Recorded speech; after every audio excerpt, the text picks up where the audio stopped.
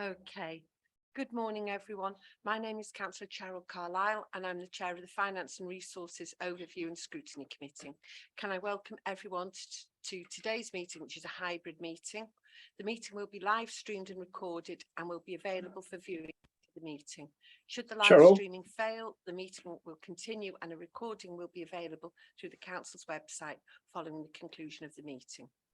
Can I remind members that translation facilities are available, and for those attending on Zoom to choose your language of choice. For those wishing to speak in the chamber, please raise your hand, and for those on Zoom, please use the raised hand function, and we'll alternate between speakers in the chamber and those on Zoom. For those attending remotely, please note that those in the chamber will be unable to use the chat facility, so please make any points verbally, that would be great. And if possible, Zoom attendees are required to leave the camera on at all times.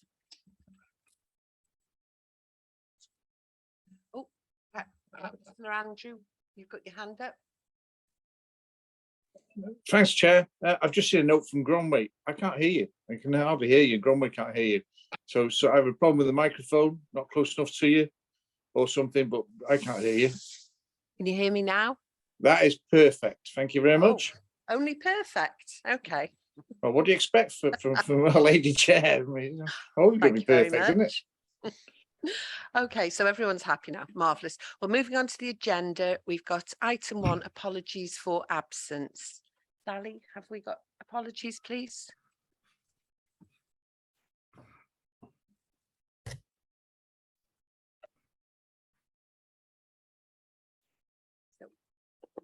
Yeah, I've had an apology from Councillor Stephen Price, and also Councillor Dilwyn Roberts will be joining us late.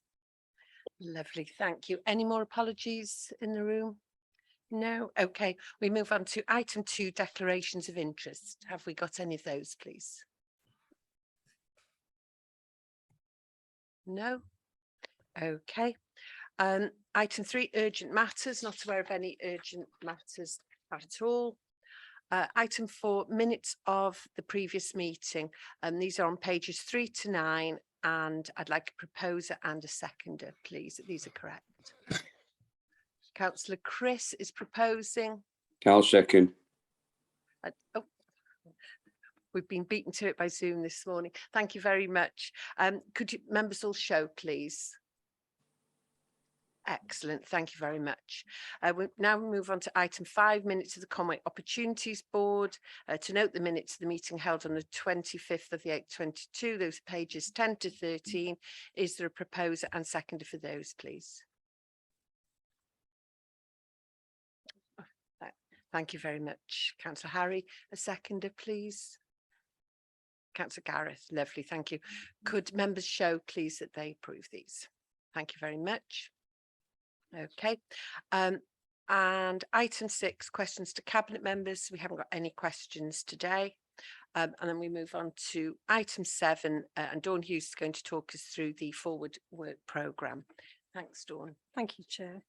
So for the purpose of the live stream and the recording, I'm Dawn Hughes, the Scrutiny and Committee Services Officer for Conway. So can I advise members of the following?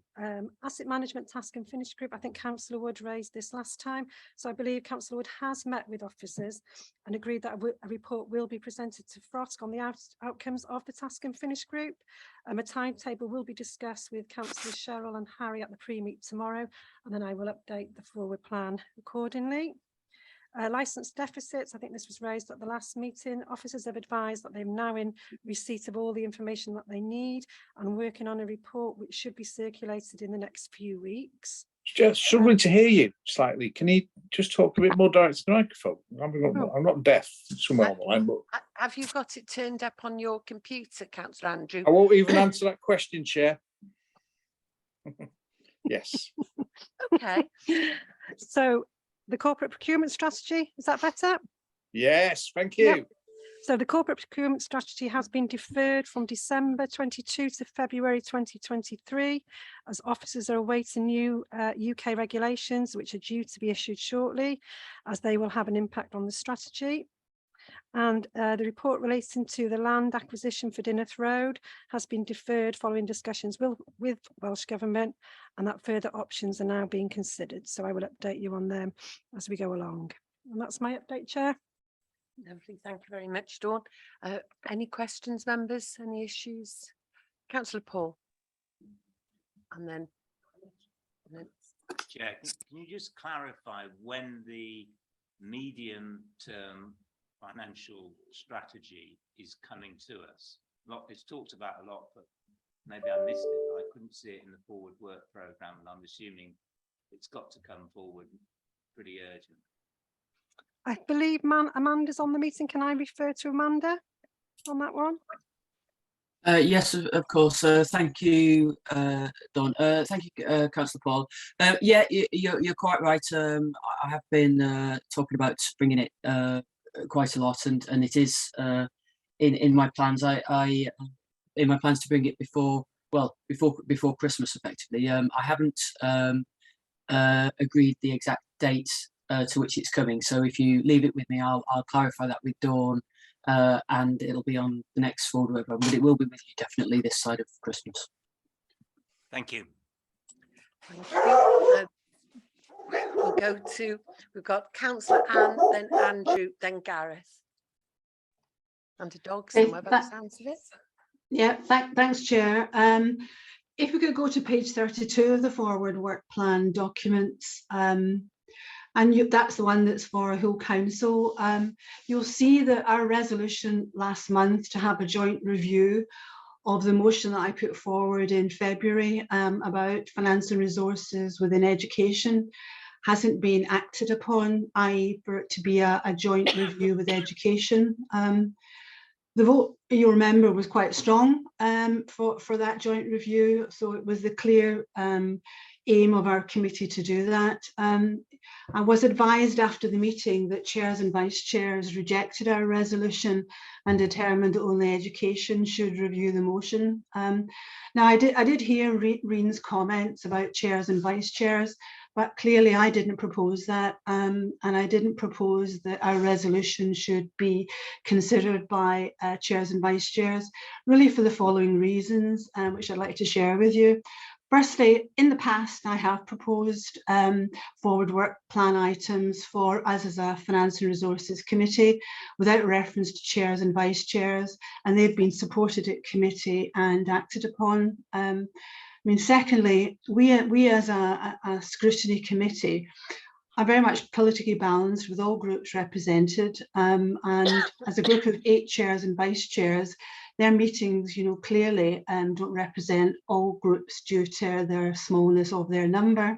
Also, the meetings are private, so obviously their agenda wasn't published, so I had no opportunity to either appear within that group or indeed to make sort of the case. So I had an email from Dawn out of the blue and was quite surprised that the resolution had been rejected.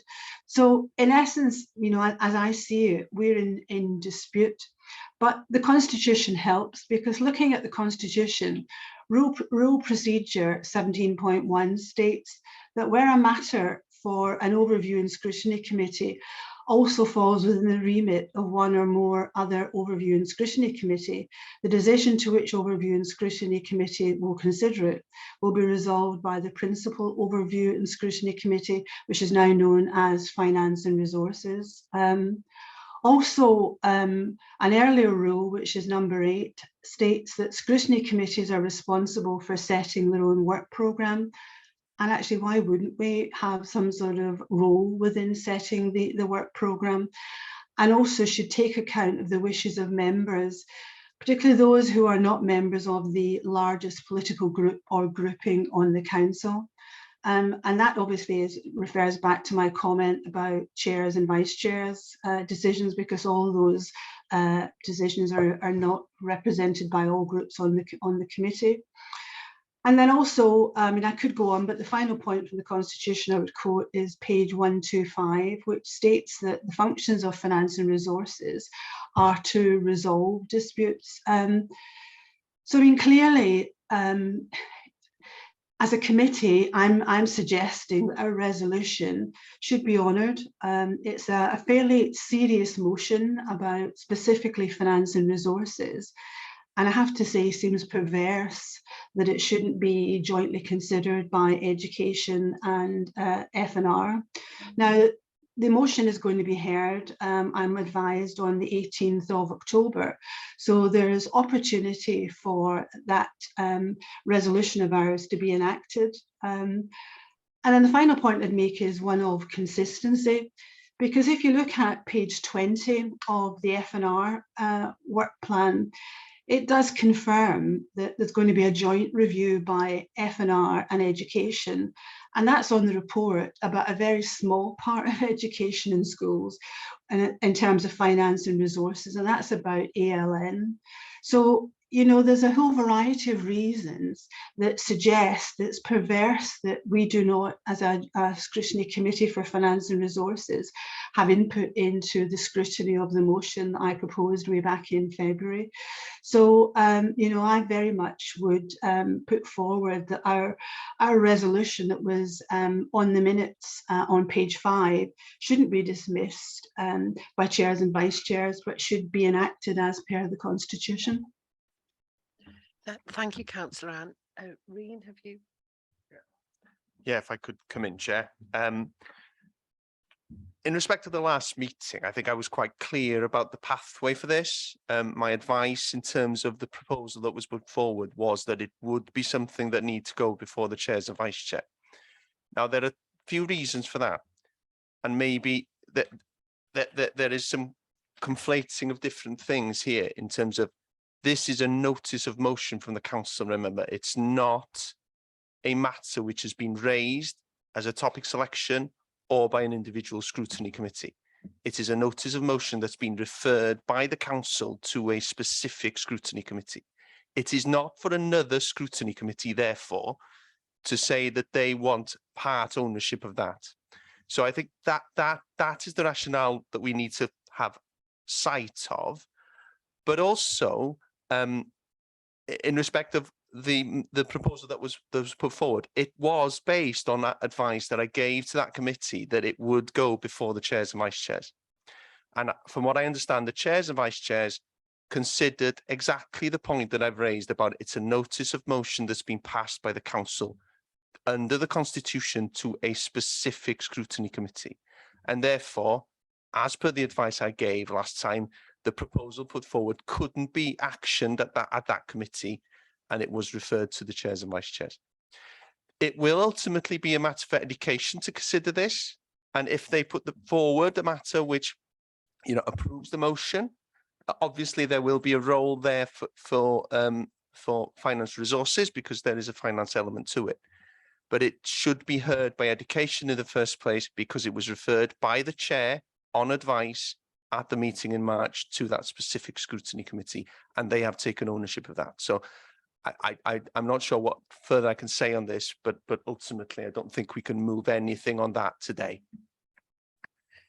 Thank you, Reen.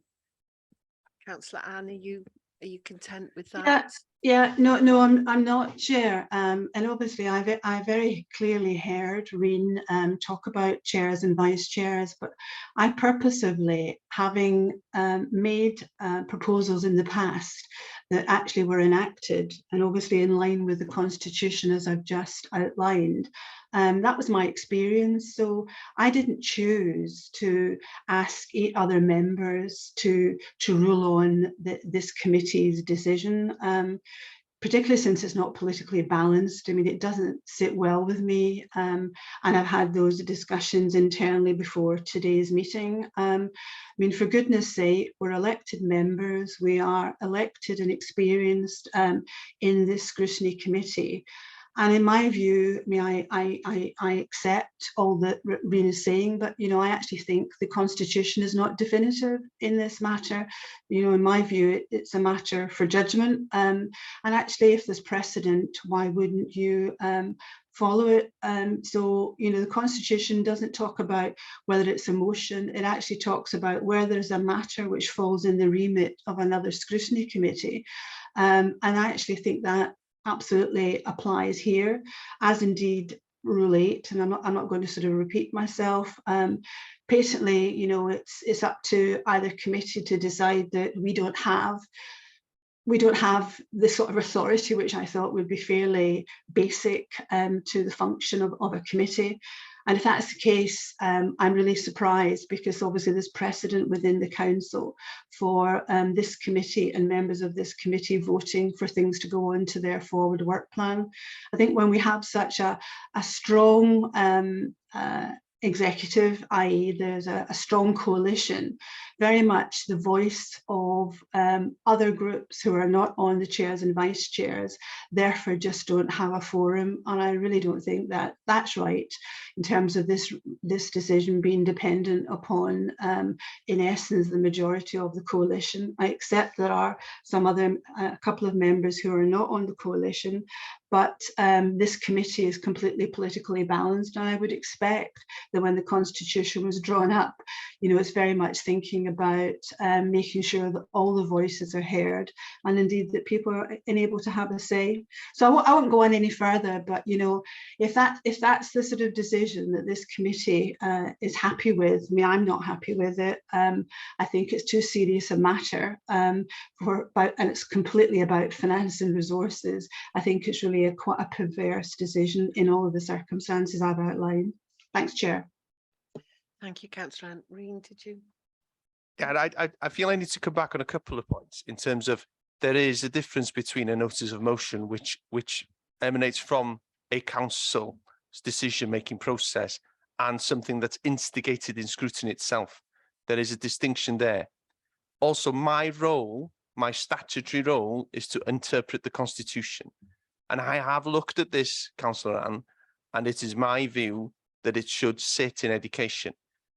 Also, it is scrutinised, and also if we were in a position, finance touches everything. So, you know, you could make the argument for everything that it should sit in a joint committee. So therefore, it has been allocated, it will be considered on the 18th and in a fully democratic scrutiny committee, which is the Education Scrutiny Committee. Thank you, Reen. I have a couple more. Points. I think we've got Councillor Andrew wants to come in, then Gareth, then Councillor Julie. Was that me, Cheryl? Again, yeah. Yes. Sorry, I couldn't hear you again. Can everybody make sure they're talking to the microphones? For some reason, I'm not deaf, but I've struggled this morning. Just a quick one. There's two things. The licence deficit for schools. I thought this report was supposed to come back to us every 6 months, because obviously we, you know, some of the schools were given an extension to borrow money from the balances to carry on. So I'd like to know why it's not coming back. And secondly, the reserves and balances on page 16, it's got an August date on it. I'm not hung up about that. But why is it in there? Is Amanda going to bring back another reserves and balances to every sort of quarter or 6 months to show exactly where we are? Because these will fluctuate, and obviously with this tight budget this year, that'd be very important, I think. So if Amanda can come back on that, and also if somebody can advise me about school licence deficits, please. Thank you. Thanks, Councillor Andrew. Amanda, are you there? Thank you, Chair. In terms of the reserves and balances, my intention would be to effectively bring a report to you twice in relation to through the year. Once would be in relation to the end of year position for approval and consideration at that point, and then also as part of consideration of the budget setting process for the following year. I highlight again about reserves. So that's the intention in relation to reserves. If that's not what's presented on the forward work programme, then I'll make that clearer. Well, thank you, Amanda. No, it's just the dates in August. Obviously, we've gone past August, so I wasn't sure if it was the date was wrong in there for a reschedule. So presumably your next one will be at the end of the year then, won't it? Yeah, so effectively, as I say, I'll in the budget reports coming forward in terms of setting the 23-24, we'll reflect on the reserves and balances at that point, and then, as you say, I'll report in the year-end position July-ish next year. Thanks, Amanda. Just the licensed school deficit, please. Can I come in on that one? Chair. Thank you, Dawn. Yeah, I think I'd have to check, Councillor Andrew, but I think it was agreed previous that instead of doing individual reports for individual schools, an annual report would be done. But I think with COVID and everything, that's sort of it's sort of been delayed. But I think it was agreed that an annual report, because there was quite a few reports that were required, it would just be amalgamated into one. Okay, I know when we agreed these deficits for the two schools, that they were supposed to report back to us every 6 months with their financial situation. And I can't remember any report back. I may be wrong, obviously, but please correct me, and this is about 2 years ago now, isn't it? Yeah, I'd have to go back and check, and Councillor Wood. I just think it's important to keep in touch, with the schools, to help, not to hinder them, but just find out. If I bring it to the rest of the committee, it was basically a couple of schools out of how many ever we got in our Conway we're running at a deficit, and we sort of helped them along with some extra money, obviously with the premise that they had to repay within a certain time, and I've not seen anything about this. Yeah, I'll check for you, Councillor I don't Wood. find that satisfactory, to be honest. Thank you. Okay, thank you, Councillor Andrew. We'll look into that, and if need be, we should put that onto the forward work programme. Thank you very much. Councillor Gareth next. Yeah, my question was just relating to the delayed Dinnerth Road scheme, which seemed to be a scheme where loads of people were working together and organisations working together. So I just wondered if the delay was caused, is it the council that's causing the delay, or is it Welsh Assembly Government that's causing the delay? Because, these schemes need to go ahead sooner rather than later, provided there's nobody blocking them. But I think it's because another option's become available. Oh, I think Jenny's here. Jenny's here. Jenny, if you'd like to respond to Councillor Gareth, thank you. Good morning, Jenny Williams, Strategic Director. There is a delay on the part of Welsh Government, who are now seeking further legal advice on an alternative option, which includes a different model with the registered social landlords. So that's the delay. Okay, so is the alternative option the best option for Conway, or the best option for the Welsh Assembly Government? It's a good option for us. It's pretty new on the table, but it's certainly one we're very keen to explore. Content, Councillor Gareth? Yeah, lovely, thank you. And last, I've got Councillor Julie on Zoom. Thank you, Chair. Just to come in a little bit on what Anne's touched on before, I think it's important for new members. I think this will probably be somewhat confusing, that obviously it makes sense that we have scrutiny committees. Obviously Thrin came in and probably stole my thunder somewhat, but we have an education scrutiny committee for members. Even if you're not a member of that committee, anybody can attend and have the opportunity to comment and add to the discussion. Granted, they may not have a vote, but I've been working with Lowry in terms of that notice of motion to put information together. And I think you'll find it's really informative. It gives members the opportunity to see exactly what does go on in terms of a great deal of work that already takes place within the local authority. But I also want to highlight that it is important when members make suggestions that they're conscious of how much work goes into those. Report writing, when often these things are already covered through scrutiny. So I just wanted to highlight that we have education scrutiny, we have economy in place. They are there because we want to look in a little bit more detail than perhaps your agendas would be absolutely chocker full if we were to review everything in every area of the local authority. So I think it makes absolute sense, and I would just encourage anybody who is interested to come along to education scrutiny on the 18th of October. And like I say, you will have the opportunity, and it is the education scrutiny is politically balanced in the same way all of our scrutiny committees are. So to suggest that finance and resources politically balanced and in other areas, and in terms of scrutiny chairs, they're politically balanced, and that's a formula that's worked out as well. So I found it somewhat misleading. So I just wanted to say, I'm satisfied that it's going to education scrutiny, that people have the opportunity to discuss there, and whether you're a member or not, you're welcome to come along and hear the report as well. Thank you, Chair. Thank you very much, Councillor Julie. Have we got any more questions on the forward work programme? No. Okay, in that case, could I have a proposer and a seconder, please, for the... Thank you, Councillor Harry, and a seconder, please. Councillor Gareth, thank you. Would you all like to show, please? Thank you very much. Chair, can I just log that I object? Yeah, that I don't agree. Okay, Councillor Ann, thank you very much. I'm sure if there's anything at education that the committee feels needs to come to F&R, I'm sure that that can be recommended from that scrutiny committee. But note the objections. Thank you very much indeed. Thanks, Chair.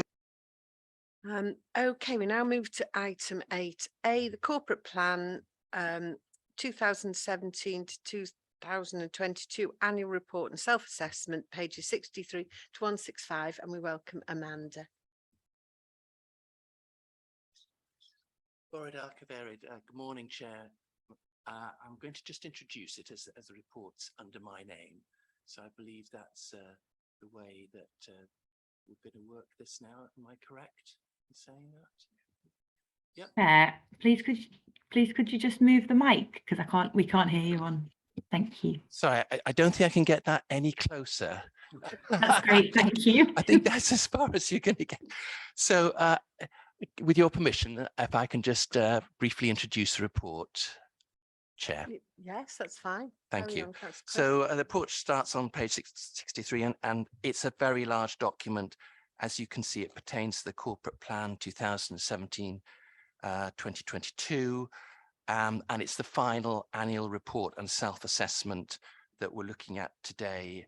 The annual progress during 2021-22 is set against the objectives. So Amanda is going to go through the report. Amanda's sitting next to me. She's a corporate performance and improvement manager. But I would like to just thank Team Conway for all the work in ticking off the objectives and taking us forward in this 12-month period. Just Madam Chair, just to point out my favorite part of the report, and that's on page 91, 92, the infographics there. And if you just go along to that page, you'll see it very clearly sets out where we spend our money and how we receive our money. So I think that's very clear to everyone. And then the following page sets out where the money is spent each year.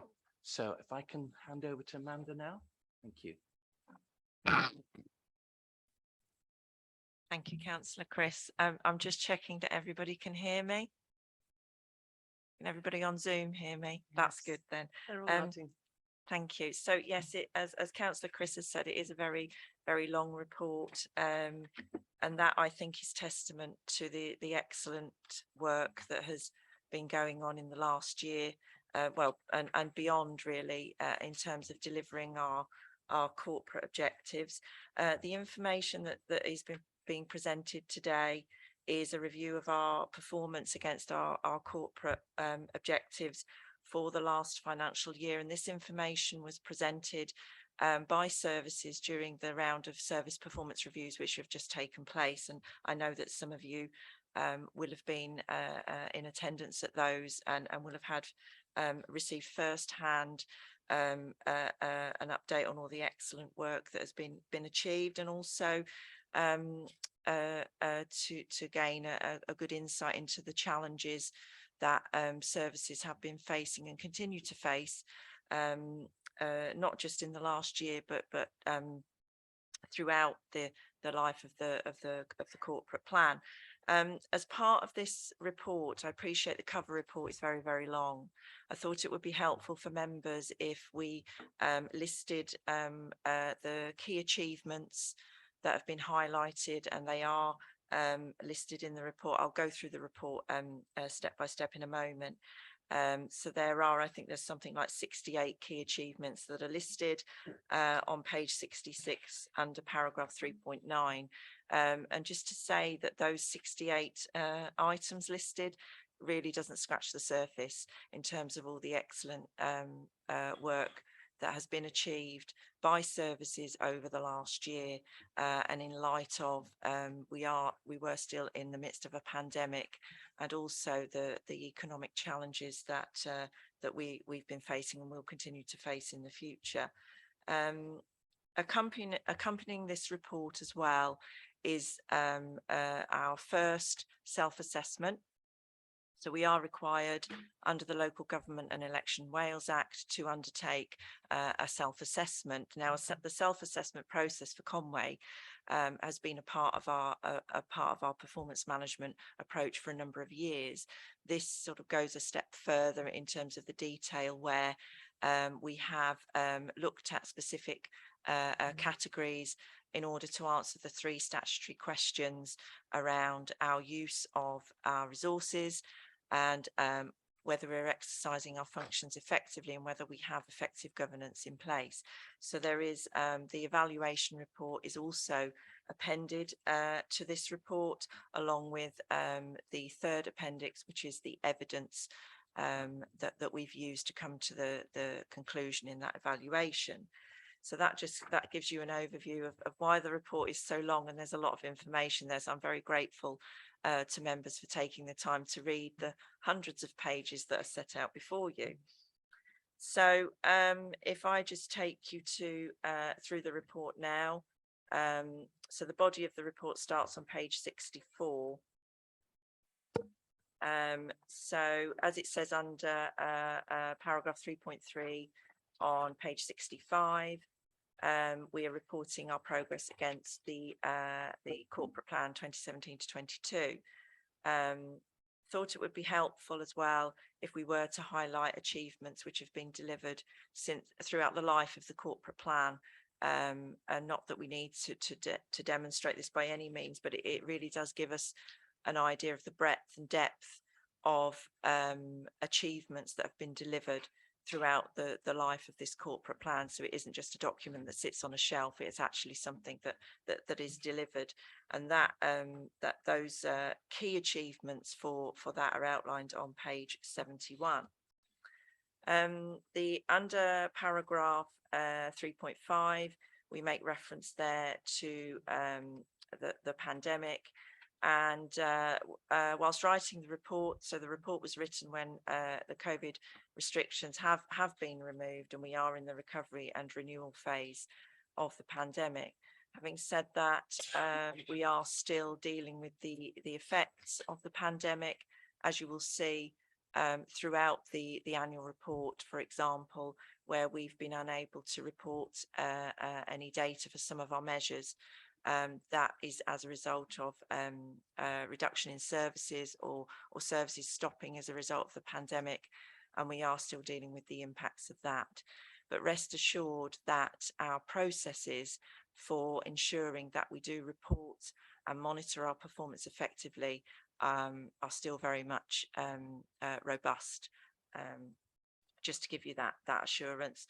Paragraph 3.6 refers to the self-assessment, and as I've already alluded to under paragraph 3.7, there are 3 statutory questions that we are required to answer.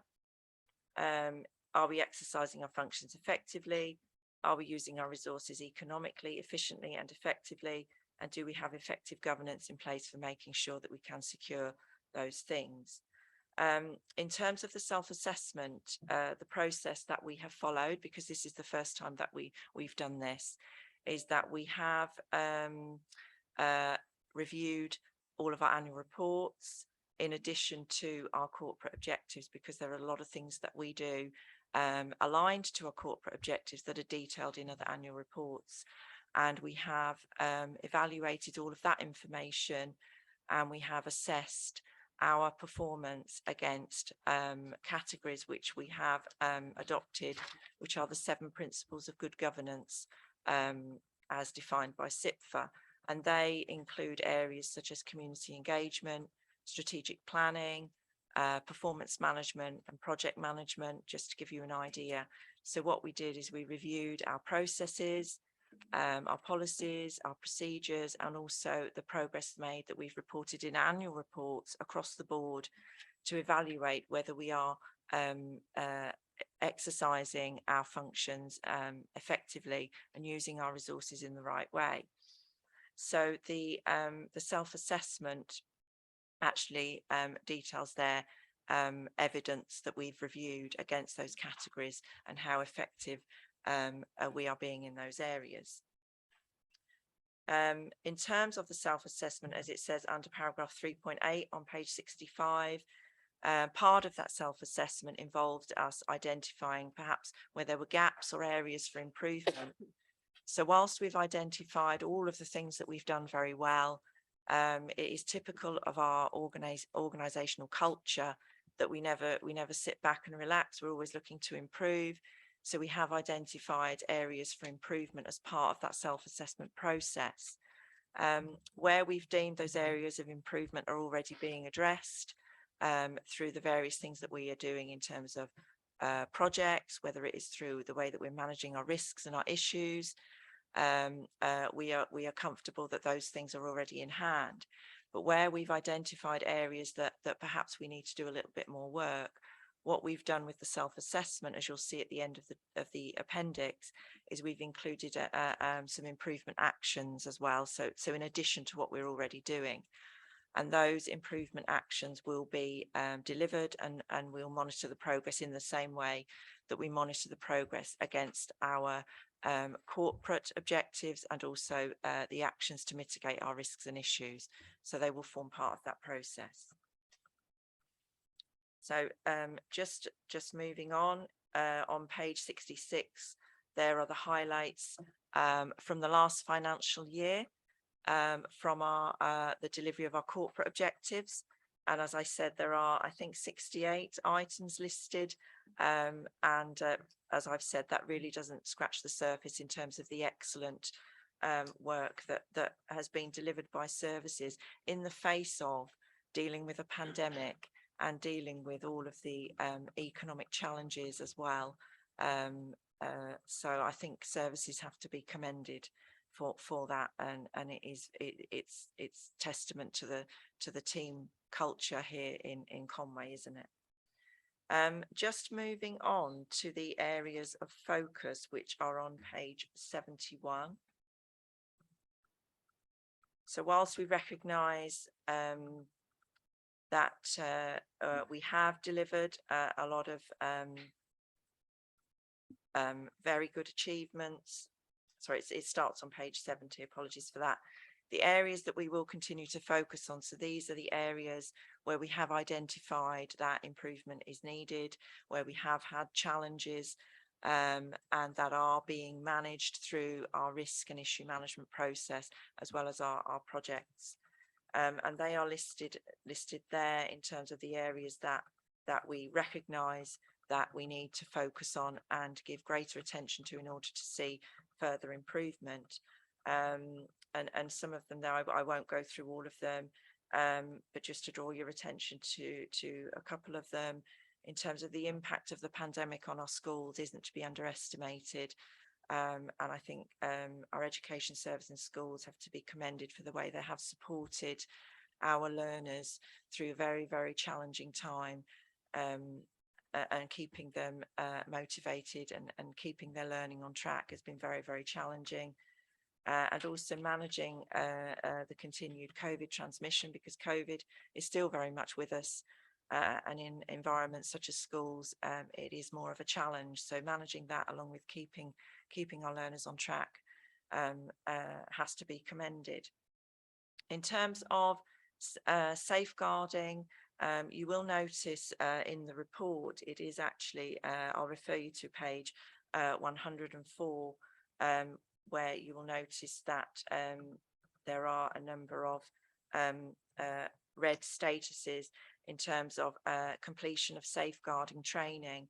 I presented this to Governance and Audit Committee last week, where I said that we were waiting for some more up-to-date data in terms of how we're progressing with our training. We have had some data through.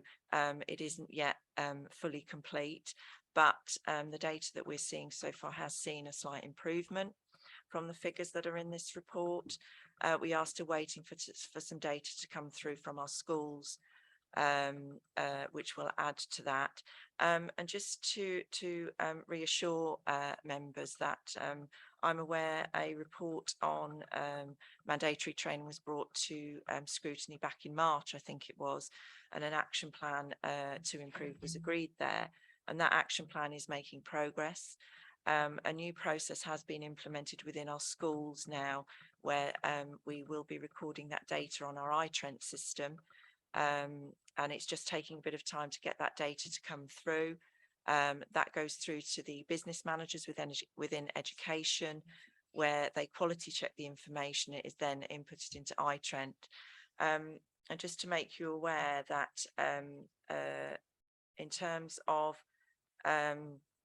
that process, it needs time to embed, and we are waiting for some information to come through from our schools in terms of their completing the training. In terms of the staff within our schools to be able to complete the training, there have been significant pressure on our schools in terms of them being able to complete the training. They receive 5 training days per year, as we know. 2 of those days scheduled for January were actually were cancelled because the schools had to build in some COVID planning days, as was instructed by Welsh Government, and so those training days were moved to the end of term. So that's one of the reasons why there is a delay in getting that data coming through, because they've been dealing with planning for COVID. And also schools have been dealing with the implementation of the new curriculum and the ALN Act as well. So this isn't making excuses. These are genuine reasons as to why there has been a delay in some staff completing the training. Having said that, just to reassure members, as I'm sure you're all aware, that our staff, and particularly in those areas in education and social care, our staff are extremely competent and experienced in their safeguarding responsibilities, and we recognise this is mandatory training. Of course, it's very important, but just to reassure members that this in no way detracts from their ability to exercise their safeguarding responsibilities. We also, in addition to that, we have some very good controls in place in terms of our robust recruitment process, in terms of our safeguarding checks there. We are sending out monthly reports to services, so we are monitoring our safeguarding completion for the training very, very closely. There have been some issues with our learning platform on which we complete the training. The system was actually down for about 4 weeks during the summer months, and we're just we're reviewing our options at the moment in terms of the system, because there are some concerns around the data that's coming out of it, because I think we're actually under reporting our performance. I think that we've actually staff have completed the training, but in some areas that's not coming through in the reports. So we are working on it and continuing to monitor it very, very closely. So that's just to give you an update in terms of the safeguarding there. Just to move back to the areas of focus, which are on page 70. We recognise, don't we, that our homelessness has significantly increased as a result of the pandemic, and it's actually at the highest levels that we have seen. The rapid rehousing transition plan is actually being developed, which is focusing on real prevention, and periods of homelessness being rare, brief and repeated. In terms of our housing provision, we've got some performance indicators around that, and we've explained there in the commentary that is on page 111. There have been some construction delays as a result of the pandemic, so that's to explain the situation there.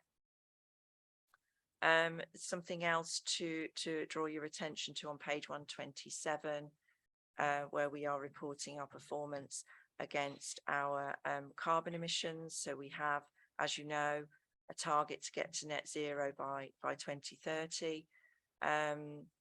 So in terms of the measures on page 127, you'll see there we've seen some slight increases in our emissions from the previous year in terms of our energy consumption in our buildings. So we are the performance there is actually comparing to a time where we were in lockdown.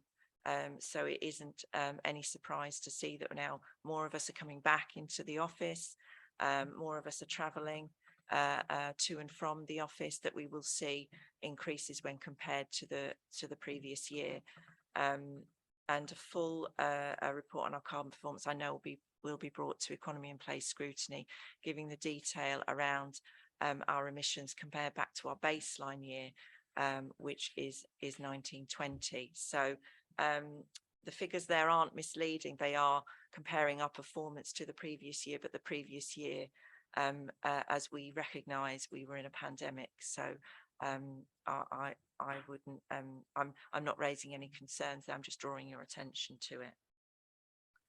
So just going back to the body of the report, back to page 70 and over to 71, just list there some more areas that we need to focus on. And if I draw your attention to point 8 listed there, those of you that have attended our SPRs, and you will of course be aware, the sustainability of our care sector. We've got increased demand for our services and rising care costs for our care providers. Is a real concern and a challenge in light of, especially in light of the economic challenges we face and the rising cost of living.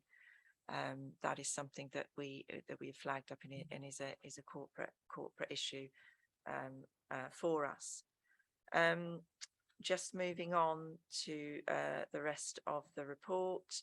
On page 71, under section 3.10, as I said, I thought it would be helpful for members to list some of the key things we've achieved since the start of the corporate plan 2017.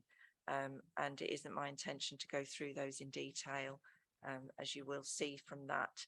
The raft of diverse achievements in the light of all the challenges that we have delivered. And I think officers and members are to be commended for that. And I, for one, feel very proud to be part of an organisation that has continued to deliver.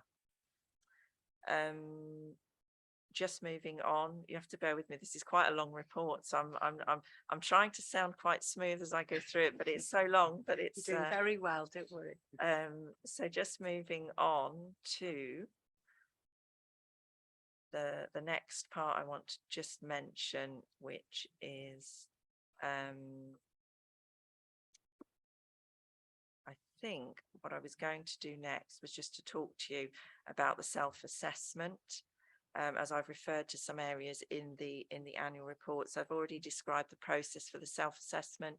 We do an evaluation of our procedures, our policies, the progress we've made in our annual reports. And that's a group of officers across the authority, because it's important that everybody across the council buys into our self-assessment, which of course they do.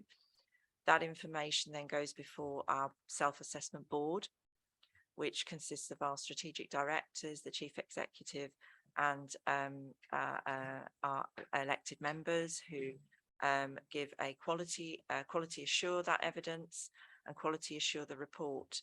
So that is the process that it follows before it is brought in front of you today. So the self-evaluation report is actually on page 144. You may be glad to know I'm not going to go through it page by page, but what we have used in order to answer those 3 statutory questions, looking at all of our evidence, you'll see there an evaluation of each of the areas in accordance with the 7 principles of good governance. The first one there being community engagement on page 144. So we've outlined where we think we are performing well, and we've also outlined where we think we need to improve. So I will not go through it all because I think it is self-explanatory.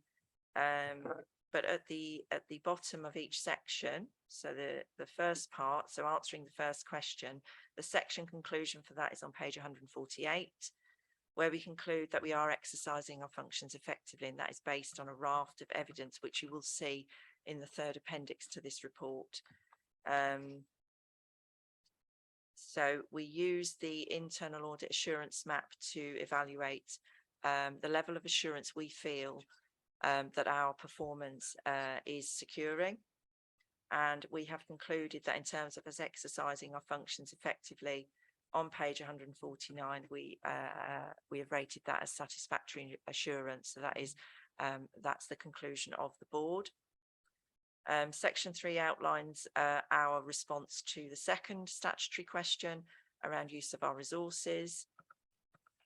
And we look at certain categories there. We look at workforce management, we look at our IT infrastructure, we look at our management of health and safety, just to give you a flavour of the sorts of things that we review.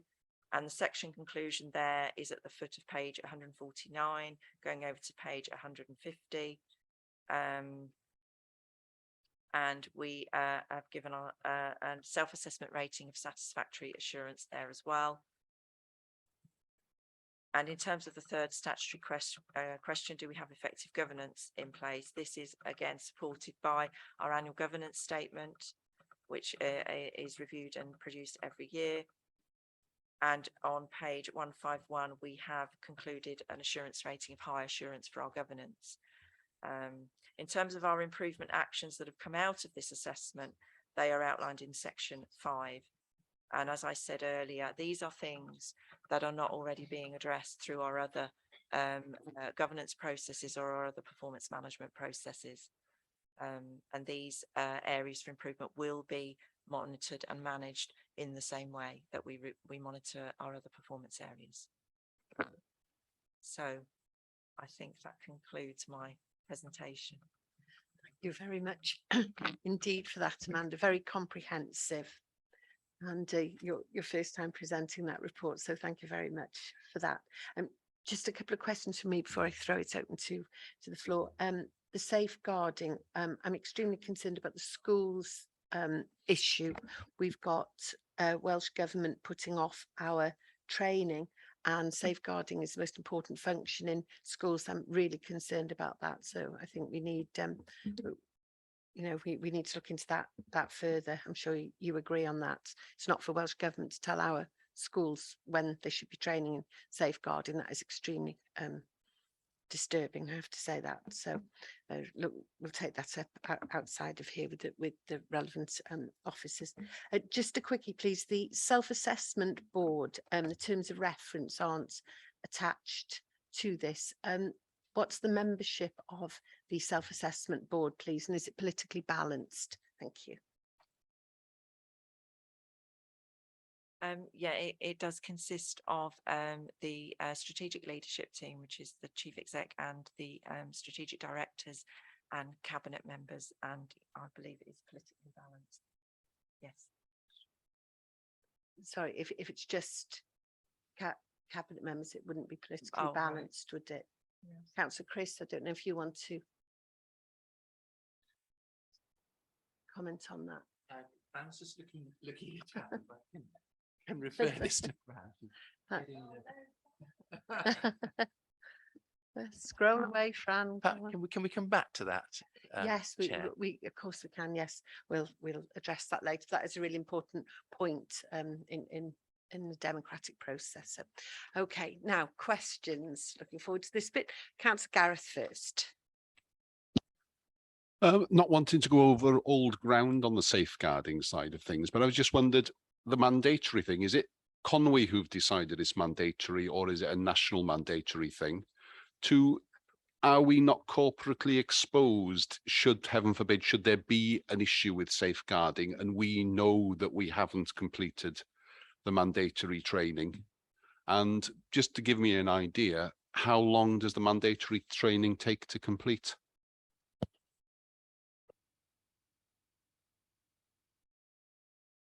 who's going to take this? Is that you, Fran, or Jen? Well, I'm looking across at Jenny. I'm sure she might want to contribute, but just to reassure that this is about this level is about the awareness training. So to reassure members, this isn't about our core professionals who deal with safeguarding day in, day out. It's about our mantra that we've had for years about safeguarding is everybody's responsibility, and ensuring therefore that all our staff have an awareness and understand that if they have concerns, they know how to raise them with the safeguarding team.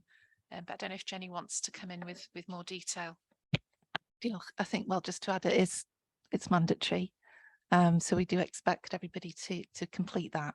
I won't go into all the issues that we've rehearsed previously around recording, but you're absolutely right. You know, we have to have other mechanisms to ensure that those safeguarding procedures and processes are understood. The online training, from my perspective, doesn't take, it's not an onerous amount of time. The modules are pretty self-explanatory, really, quite intuitive. I think it's more the issue that we've had as a council is evidencing that it's been undertaken.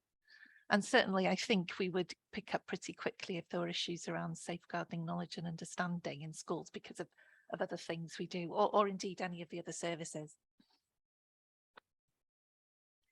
Thank you, Jenny. Councillor Garrett? Well, as I said, my concern is that if we know there's a problem there or an issue there, heaven forbid, should there something be missed, then as an authority we're horribly exposed if we know that we haven't had the mandatory training completed. So I know you're trying to crack ahead as soon as possible. I was just trying to probe around it. Do we need to move the goalposts to reduce our corporate exposure on that side of things if we're happy that people have got the competency and the knowledge? Can they be given a free pass for 12 months if they've had previous training and things like that, so that we've got less and less people there? And if it is online and it is only a short period of time, for some people there's possibly no excuse for not knuckling down and doing it. Yeah, really good point. In social care we have, it's not necessarily a free pass, but because we have training that's over and above the requirements, we don't include them in the statistics. But and similarly in schools they do have other levels of training, but I think particularly in schools we didn't want to lose our grip on those completion statistics, and because that's one tool that we have that is quite at least consistent across every school, because you can imagine practices do vary. But we'll certainly take on board your point about, I guess, are we making life a bit difficult for ourselves in that that absolute 100% return. I think the point Fran makes as well, by now we're into people undertaking refreshers. So we got to quite a good place with everybody doing when the first rollout of the mandatory training came out. We got to better statistics. It's now looking at people undertaking their refreshers and reviews, and that's always a moving feast, isn't it? We're never going to get 100%. But yeah, thanks for the comments.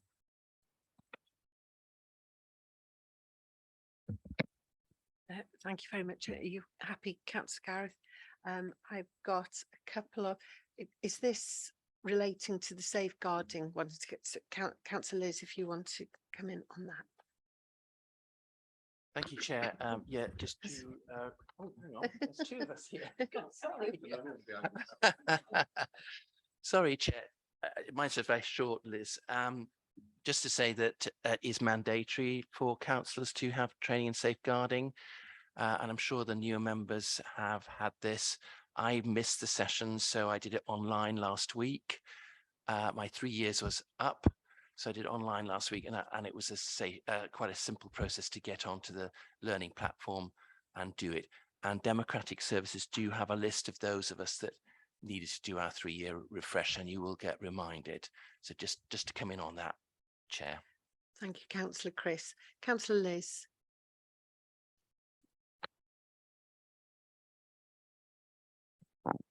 Yeah, I think we need to have a real push on this now. To try and get as many training sessions in as possible, and to encourage members and schools to carry out this training. We can't blame COVID for everything, but I do think that it has had an effect. And I think now that, we're meeting up again like this, aren't we? And I think bringing that into the equation, I think thinking of our emotional and social well-being, I think people will want to do this again now.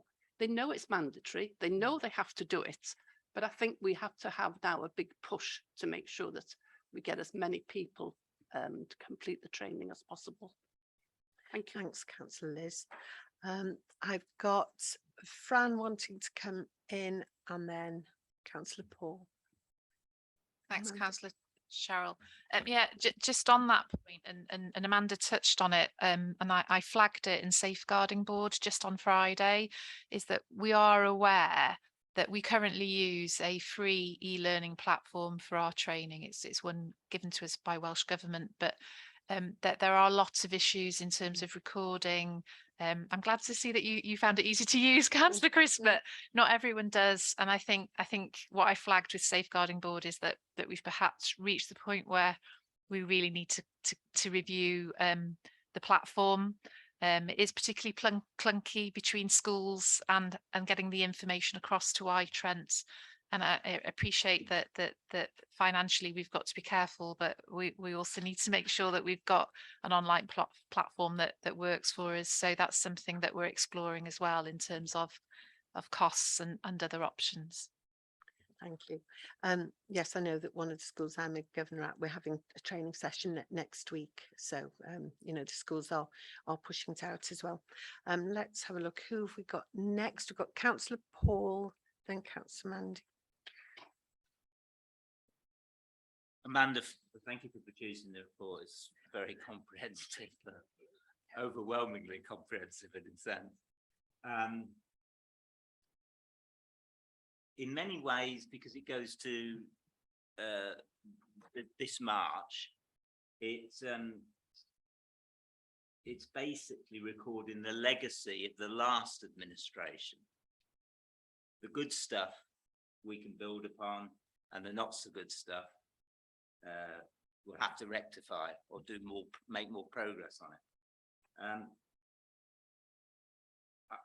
I wasn't totally assured, because obviously the biggest event during the period of the report was the pandemic, and many of our residents were faced for the first time maybe ever, both how helpful the state can be, but also how oppressive it can be. And of course, many people are still managing the trauma, the loss, the grief.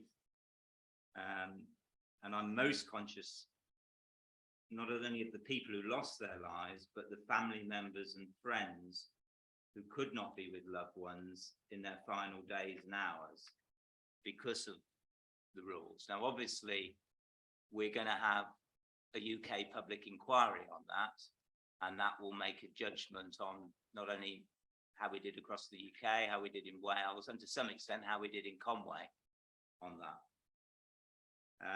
But I think we're all conscious of the catching up on the backlog of residents' needs that weren't met during the pandemic because we were prioritising other things. And obviously that's directing to some extent our work across all services, where we're trying to catch up on that backlog in terms of, and wherever you hear it, you hear of there is backlog of work to be done. My biggest concern really is the children and young people, as I think you said, Chair, and I would hope we can really focus on their needs, because I think there are lots of children and young people who are really struggling now from their pandemic experience.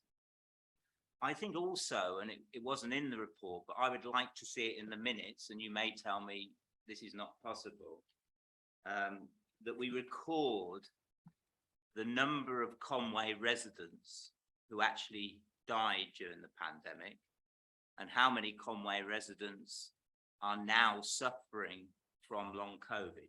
Now, I know that's in a sense not our database maybe, but I think we do need to record that almost as a sort of act of faith in the minutes, because I think it then acknowledges that scale of how the pandemic impacted upon us.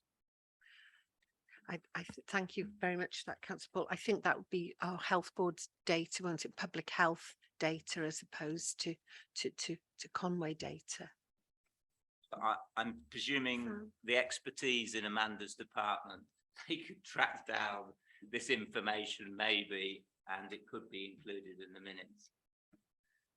If I can respond, thank you, Councillor Paul. The remit of our annual report and self-assessment is around the performance of the authority. So in that respect, I don't think it would be appropriate to note that within our annual report.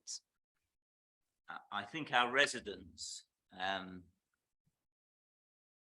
particularly the ones that were most traumatized, because they couldn't be with their family members because of the arrangements made in relation to the care of those people, whether in hospitals, care homes, wherever they were when they couldn't see them.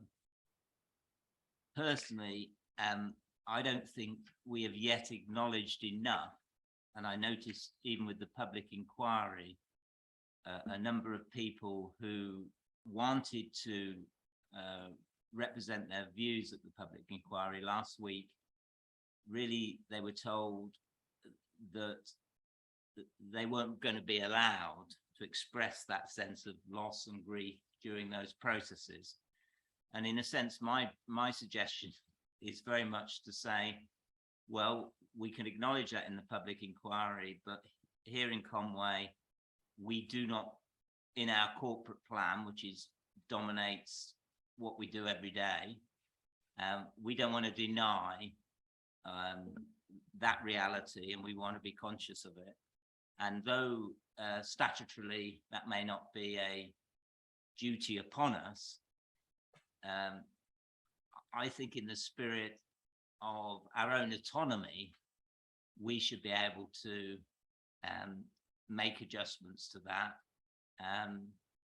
But maybe Rin or somebody else will tell me that statutorily we can't do that. But I would just like, as a sort of acknowledgement to that trauma that people experience, that it was in our corporate plan report. But obviously I respect if professionals say it's not legitimate.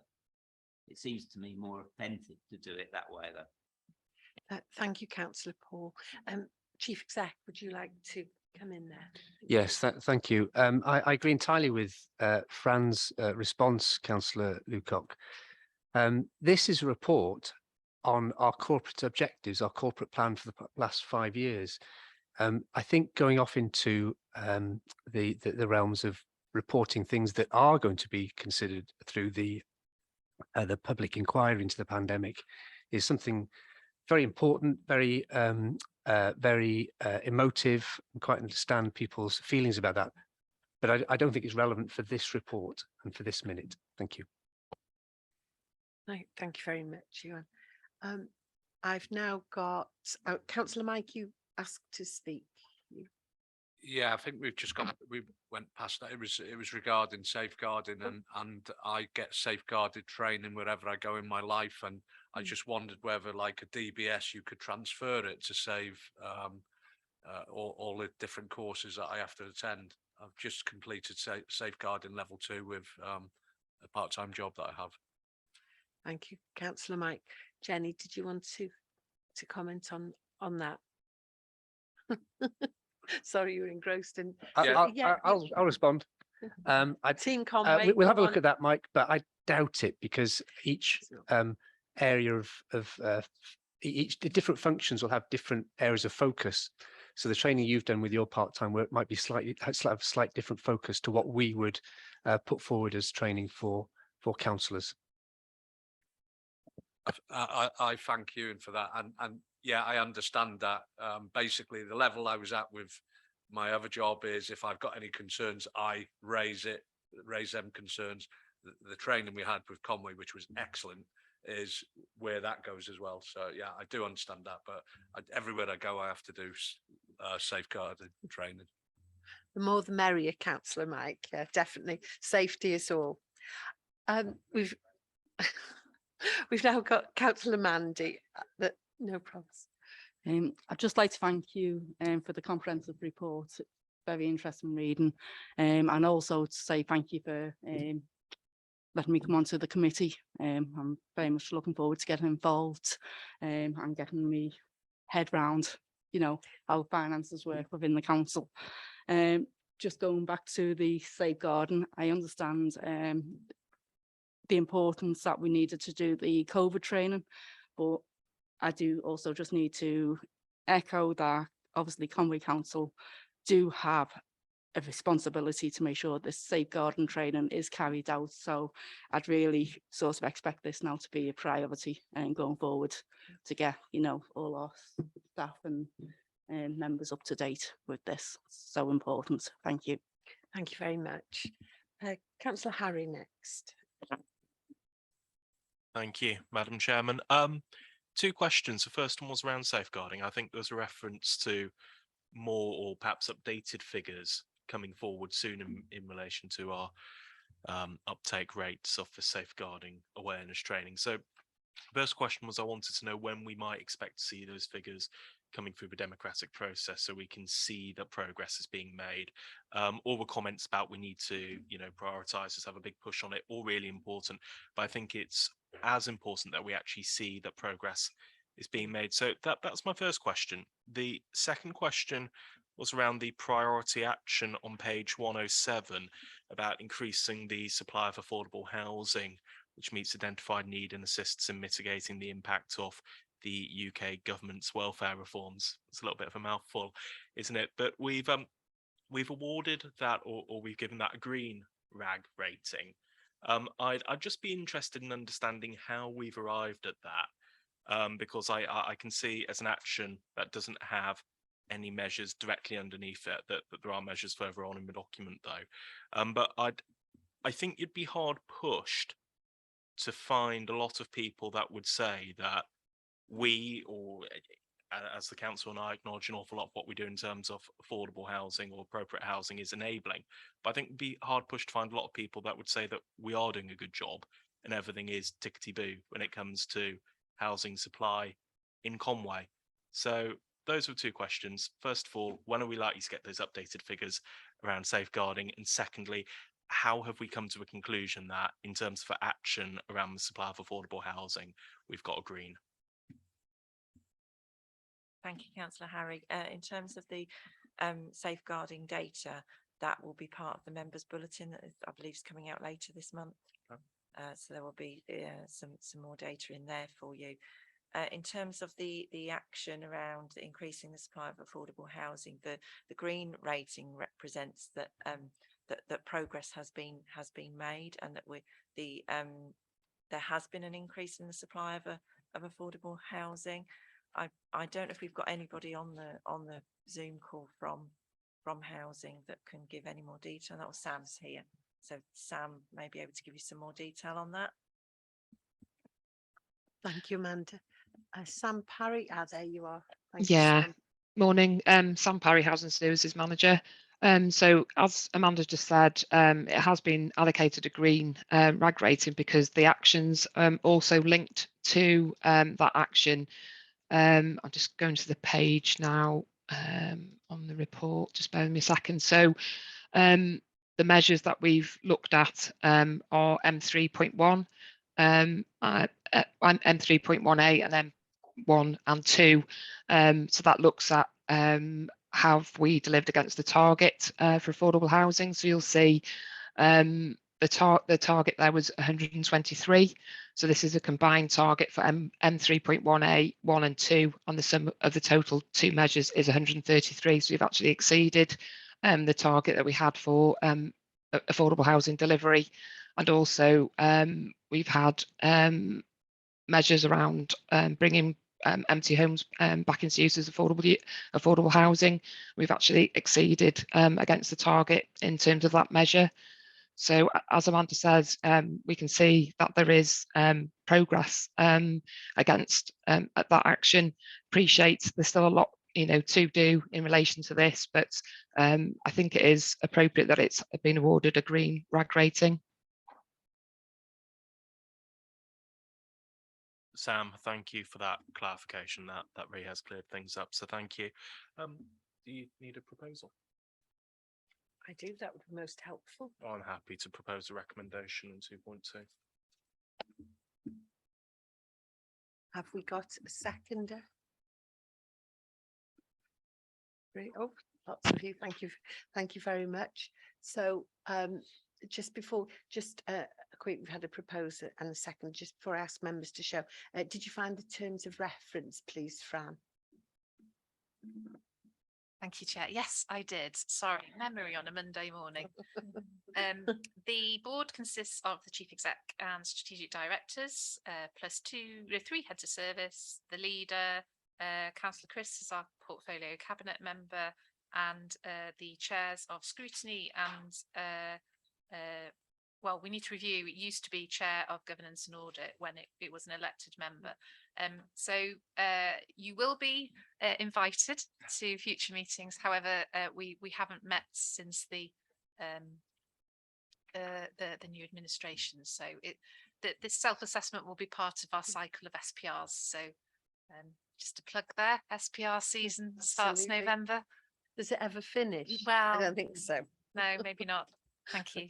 Oh, thanks very much, Fran. If you could circulate that, maybe those tours would be great. Okay, so we've had a proposer and a seconder. Would members like to show, please? Excellent. Thank you very much. We now move on to item 8B, the draft corporate plan. And it's you again, Amanda. Again, Chair, if with your permission, just if I can introduce it as it's my report. So yeah, thank you, members, and thanks for letting me speak, Chair. We've got here our draft corporate plan for the next 5 years. We fundamentally are elected by our residents to look after their needs, hopes, wants and desires. So this document tries to set that down in a logical fashion. We can actually identify what they are and put some clear targets there, because fine words are one thing, but actually achieving targets and knowing that we're on course is really important.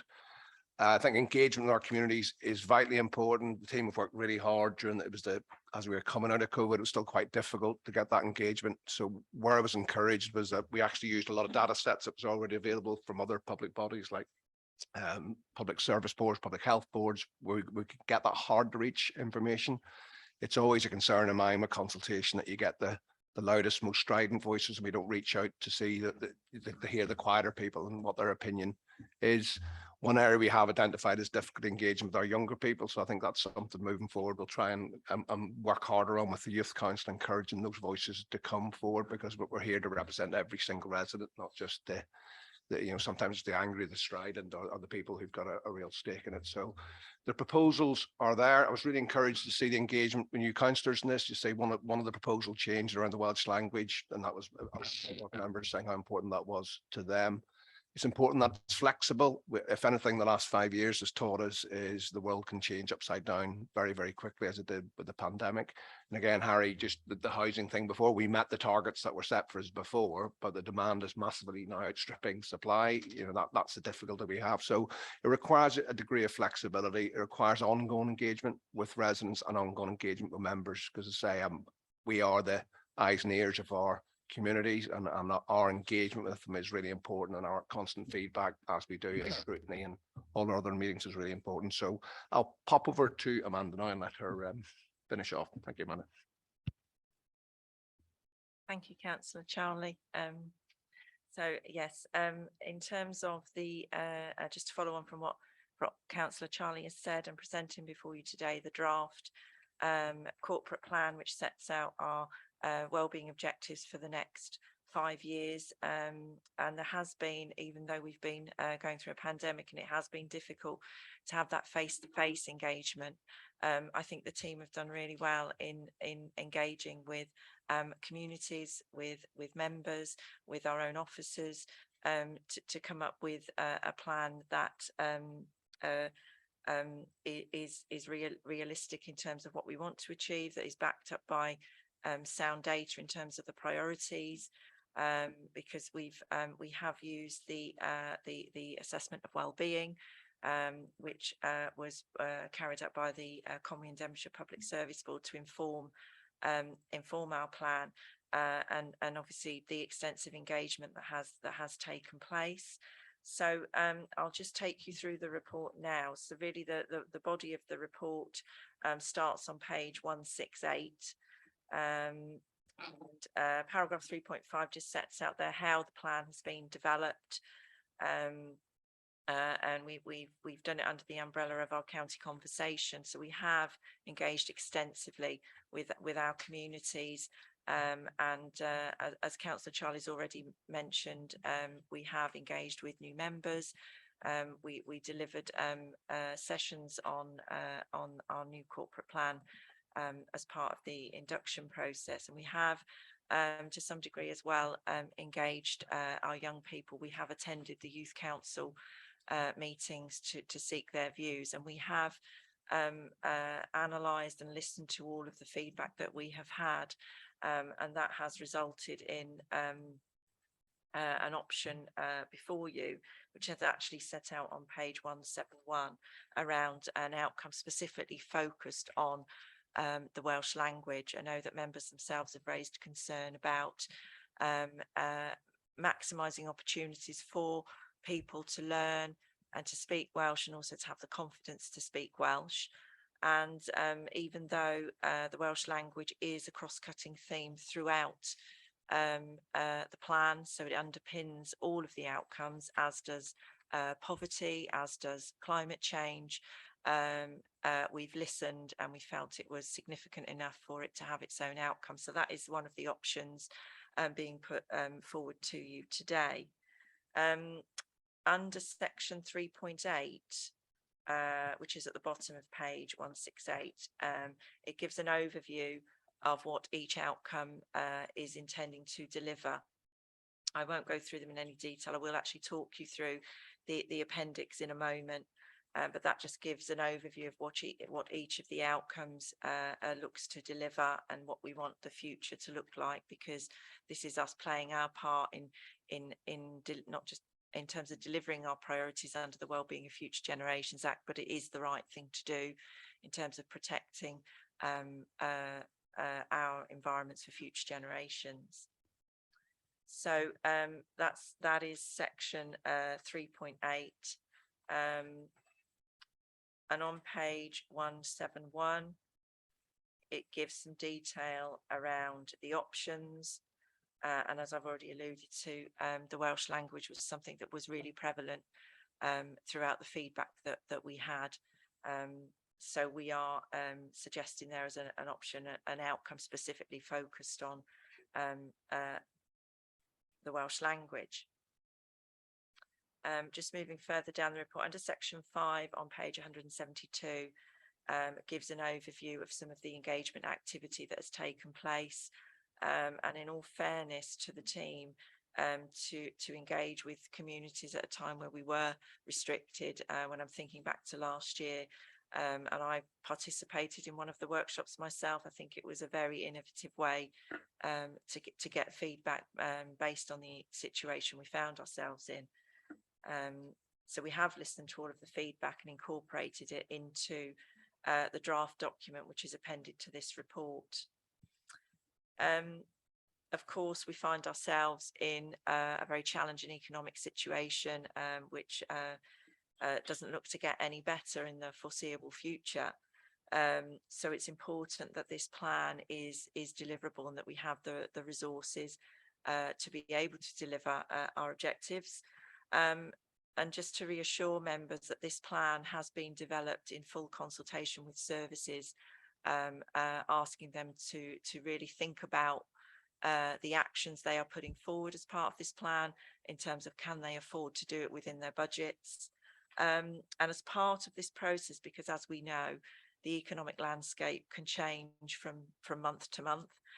We will keep this plan under review, so it will be reviewed annually to make sure that the priorities that we are setting out still remain deliverable, and if not, then as we have learned previously, that the best laid plans sometimes have to be reviewed and have to be changed. So it's important that we continue to review that it is still deliverable and affordable. And that is set out in terms of our resource implications, very much emphasises that point that it is very difficult to forecast what is going to happen, but we will continue to use the data and the information that we've got to make sure that the decisions we make are based on that evidence and that they are affordable. So resource implications are set out under section 6. So the technical document, so this is the detailed document, and there is a summary version as well, and a BSL version of our plan. So in terms of the format of the technical document, which starts on page 176, so there are in the draft document, there are 9 outcomes, 9 objectives, and underneath each one there are actions and there are measures which measure whether we are making a difference. So if we use, I'll go to the first one, which is on page 184. And as I said previously, all of our outcomes are underpinned by those cross-cutting themes, which means that under each outcome that we are delivering, we will not look at it in isolation. We will consider the impact of delivering that outcome on our Welsh language, on our carbon emission performance, and on poverty. So they are not in isolation. So they start on page 184 with a description, just to give the context of what the priority is all about, and what we want the future to look like, so that desired end state, and how we are going to deliver these actions to help get towards that desired end state.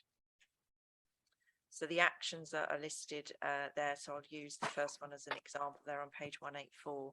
So some very detailed actions there that, as I said, have been discussed and agreed with services in terms of their deliverability.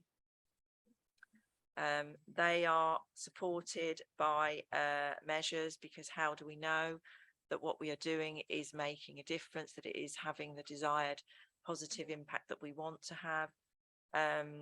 We have measures there to help us determine the effectiveness of what we are doing. You will see against many of the measures the annual target for the first year of the plan, and against some measures you will see that no target has yet been agreed, and that is because for some of these they are new measures, and we're going to use this first year to establish the baseline in order to then be able to accurately determine what target can be set. And for some measures it isn't really appropriate to set a target.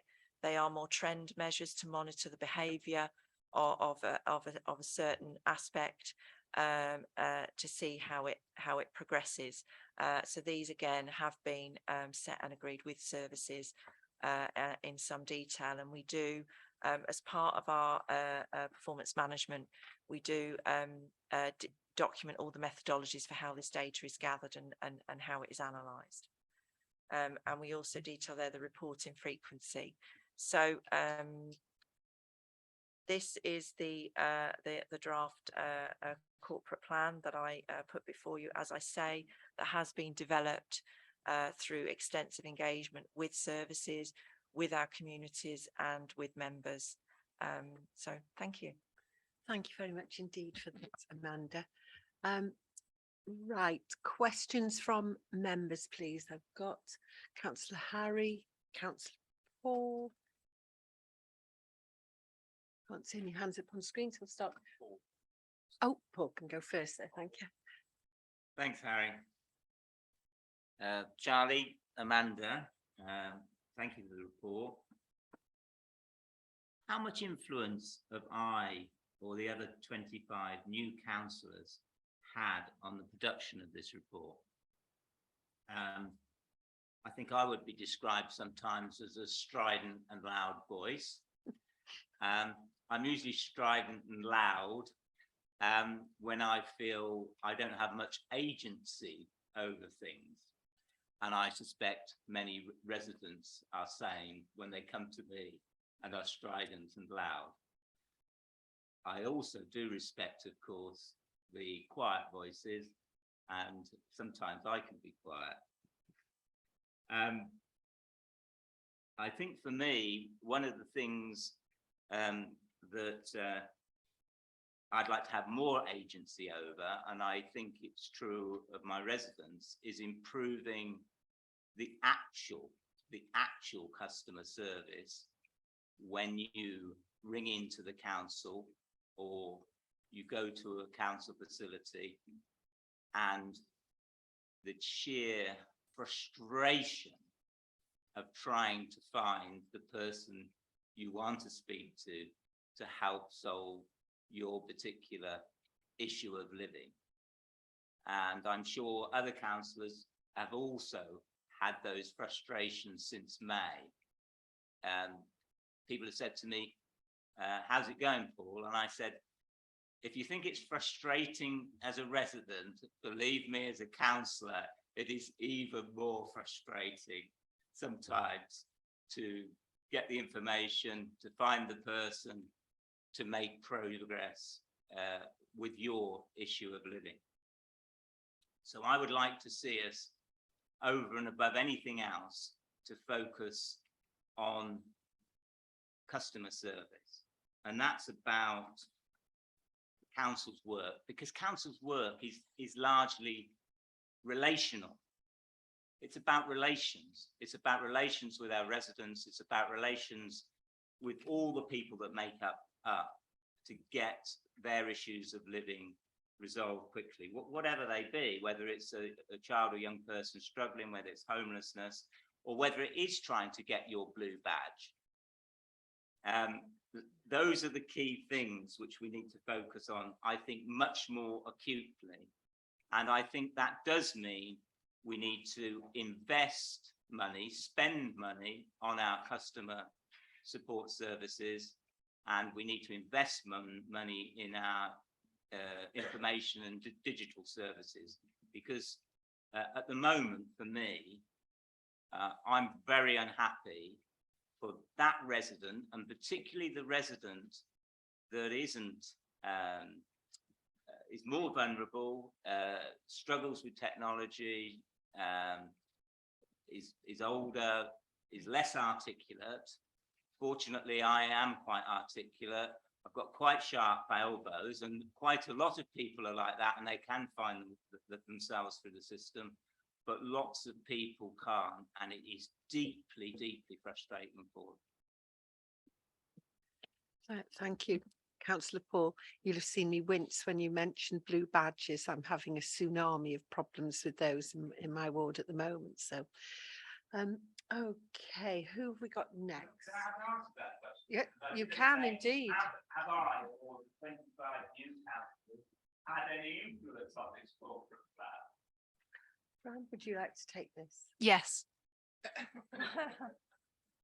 Would you like me to elaborate, Councillor Paul? Yes, absolutely. Vitally important in terms of member involvement. It's your corporate plan that we prepare for you. They're your 5-year objectives.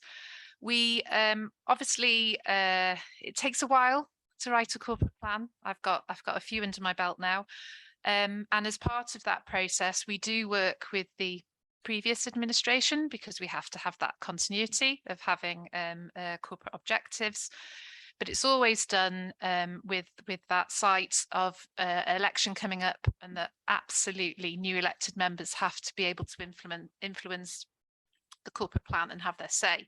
And you'll remember in the summer that we held 2 workshops with elected members. We're acutely aware that because you're new and that there's a lot to digest, that you have a number of opportunities to influence the corporate plan. And you'll remember that when we did those workshops, we did the first one to introduce the corporate plan and make sure new members understood it. And then we gave you that time to digest, reflect, and we came back to you with a follow-up workshop to say we'd welcome your views, particularly as you are the elected representatives of the authority, that you had those fresh views in terms of your election campaigns. And you'll note within the corporate plan, I remember specifically, Councillor Paul, your request about outdoor facilities, and that has been incorporated within one of the objectives. We also said at those workshops that this is a process of ongoing review, as Councillor Charlie has said in his introduction. If we had a crystal ball and we could look ahead for the next 5 years and plan accordingly, absolutely this plan would be static. But we regularly review it. You get a report every 6 months after every round of SPRs in terms of progress on the corporate plan. And at the end of the financial year, we come back to members every year to say, is this still affordable? Is this still relevant? Is there anything that we feel should change? In relation to customer service, absolutely, it's really important to us. And just so you're aware, as part of our process of implementing hybrid working, we undertook an exercise, particularly under our duty of socioeconomic duty, to reach out to people who have experience of economic challenge, shall I say, to ask about our shift during the pandemic to digital forms of accessing customer service, and had quite a positive response in terms of some of the processes that we have retained post-pandemic, particularly around ERF, that having that online facility was welcomed by residents. But again, as you're aware, Councillor Paul, the moment we moved to green, the moment it was safe to do so, our customer, our front-facing reception, our information assistants, as we call them, were opened back up to the public. We do have some recruitment challenges in this area, and we're trying to be innovative around that. You may have seen on social media that we're holding an open day to invite people to come in, talk to us, learn about what a fantastic authority it is to work for, and to try different approaches as to how we can interest people in these really important jobs. And finally, you receive reports every year in terms of customer compliments and also complaints, and it's really important part of feedback from our residents that we look at and ensure that we learn the lessons and listen to their frustrations so that we make improvements. So there are processes in place. Thank you. You happy, Councillor Paul? Okay, thank you very much for those questions. We've got Councillor Harry next. Yes, thanks. I don't know if in terms of members shaping the report, I'm minded to propose something in a moment. I don't know if Paul might want to second me, but we'll leave it until we get to that. I just wanted to pick up on the point of targets. I really pleased that you mentioned that some of these are new measures and we need to see how they pan out to get an idea of what would be appropriate targets. But there were a couple I wanted to pick up. So the first one was M7.3, which was the percentage of posts designated as Welsh Essential, which are filled by a Welsh speaker. And we've got that as a trend measure. I would have thought, and forgive me if I'm being difficult here, but if it's Welsh Essential, it should be pretty easy to set a target of 100%. And surely if you're able to employ someone who doesn't speak Welsh, then it's not Welsh Essential for whatever reason. We've deemed it Welsh Essential. So I'd be interested in understanding when we might employ people who can't speak Welsh for roles that are Welsh Essential. Of course, in all fairness, in doing that would suggest to me that we're letting down the communities that we're seeking to serve. In that respect, The other one I wanted to pick up as well, and this is where I was going to make a proposal, was on measure 4.8, percentage of cases where homelessness has been prevented. Now, this isn't a new measure. We've had very similar, if not identical, measures in previous corporate plans. And from what I could see, up until 2 years ago, we actually did have a target, which was 75% of homelessness cases would be prevented. And in the past, we've invested really significant amounts of money into our homelessness prevention teams to try and hit that target. So I'm somewhat surprised that we've relegated this to just being a trend measure. It would look to me as if, and you know, I'm sure this isn't the case, but we're just going to sit there and watch the percentage rate go up and down. So I'd like to propose that we actually put in a target for that. I'd like to propose that we put in 75%, which was the target we had 2 years ago. I think we invested money in homelessness prevention teams to try and hit that target. I think it'd be wise to have that so we have something to aim at. And if we do hit that target, obviously it can be revised up. So those are my questions. I don't know if anyone's got any points, but I'd like to propose that we put in a target of 75% for measure 4.8. We're going to be a double act here, if that's all right. So in terms of the Welsh designation, that can't be static in terms of it varies in terms of the vacancies that are coming through. They all, just to talk you through our vacancy control process. So any job, new job that comes through vacancy control goes through to our Welsh language team to assess the Welsh language designation. And that can sometimes be really obvious in terms of it's a front-facing role, but also the team will look at the makeup of Welsh speakers within the service. So it will fluctuate in that respect. So that's why we can't have a static target there. The other aspect is absolutely where it's designated Welsh Essential, we want to recruit Welsh Essential. However, if after having gone out to recruitment twice with Welsh Essential, we're still unable to recruit, that can be reflected upon, and that the status of the job can be changed. But we try our utmost not to do that, and that's exactly why we've got a corporate recruitment project to look at the different ways that we that we advertise and attract people in particular. And we've got a work stream looking at Welsh language. We want to make it much clearer in terms of what level of Welsh we require.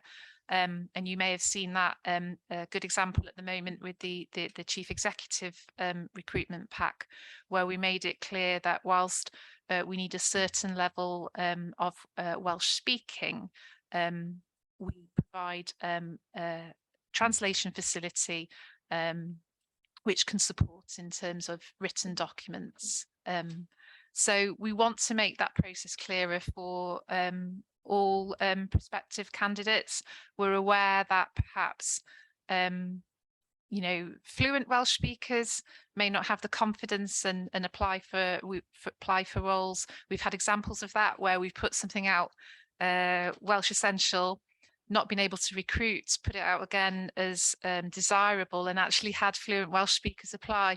So we know there's some work to be done there in terms of making it clearer what level of Welsh we want. So I don't know if Rhian wants to say anything more on the Welsh before we move on to the second question. Debyg sa well I fi neud hwn yn Gymraeg, fysa? I think I'd better do this in Welsh, shouldn't I? Yes, it's always a challenge when recruitment is difficult, when you've got specific designation in terms of the Welsh language. We try our best every time, and the assessment that NIA is involved with in terms of assessing if it's essential or not is an essential part of the process, and that has grown over the years.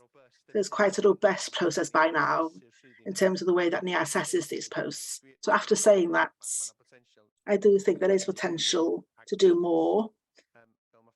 And of course, as Fran has mentioned, so advertising these and marketing these posts is very important, and for the need for people to come forward and also able to communicate in the language they wish. That's important.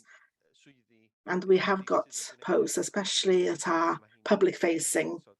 Those are important, but I agree with Fran 100%. It's difficult to give you a figure because things can change. So certainly the elements of when you can recruit, what we can't do is leave it vacant. What we try to do is make sure if, unfortunately, we have to be in that situation, then that there is a resource available then in the office to achieve that. That's what the Commissioner needs and wants us and asks us to do, and that's what we will do. So yes, it's not very easy in terms of the measure, but obviously I think you can get that comfort. We always try our best to fill the essential posts with the people who can speak Welsh.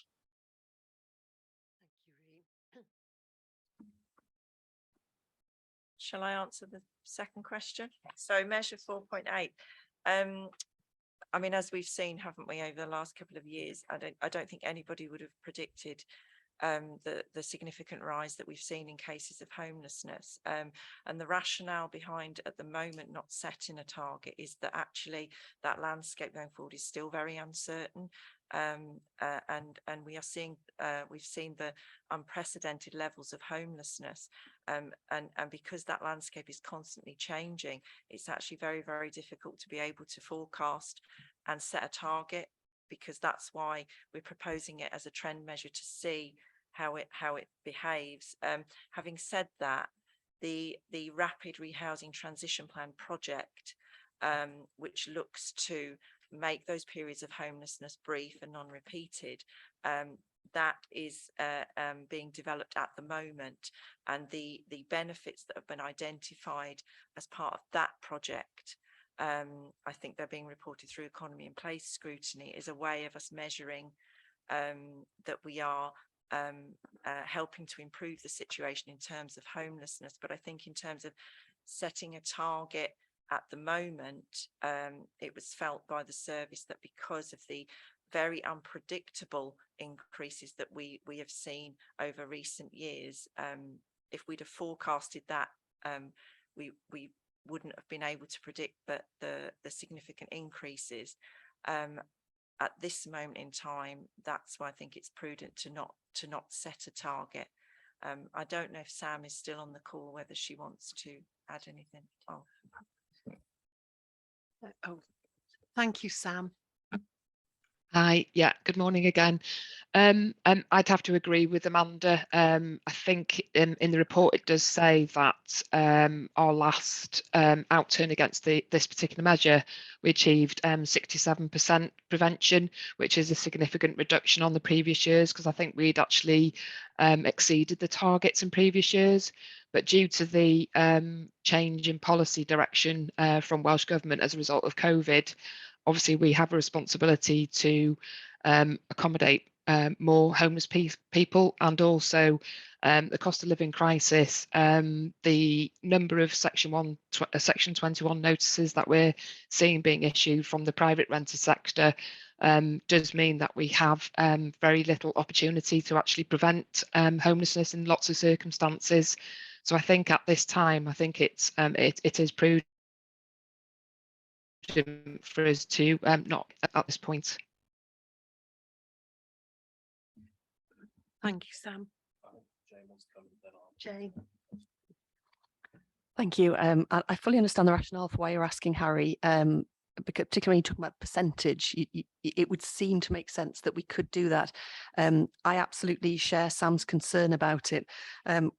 We all of us working within the housing area have spent weeks coming back to these measures, challenging ourselves. We've worked really hard on them, gone through several iterations, haven't we, Amanda?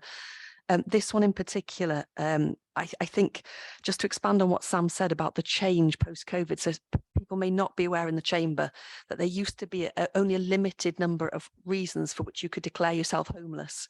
So you had to meet certain criteria before you could be declared homeless. So that there was a sort of boundaries within which we could support people, and they were known cohorts of people. That was very much relaxed.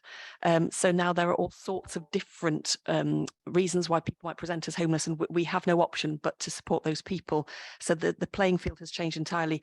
I think the thing I wanted to really stress, though, is that some of the things that are causing people to be homeless right now are so far out of our control. So we have seen a deeply distressing increase in domestic violence cases.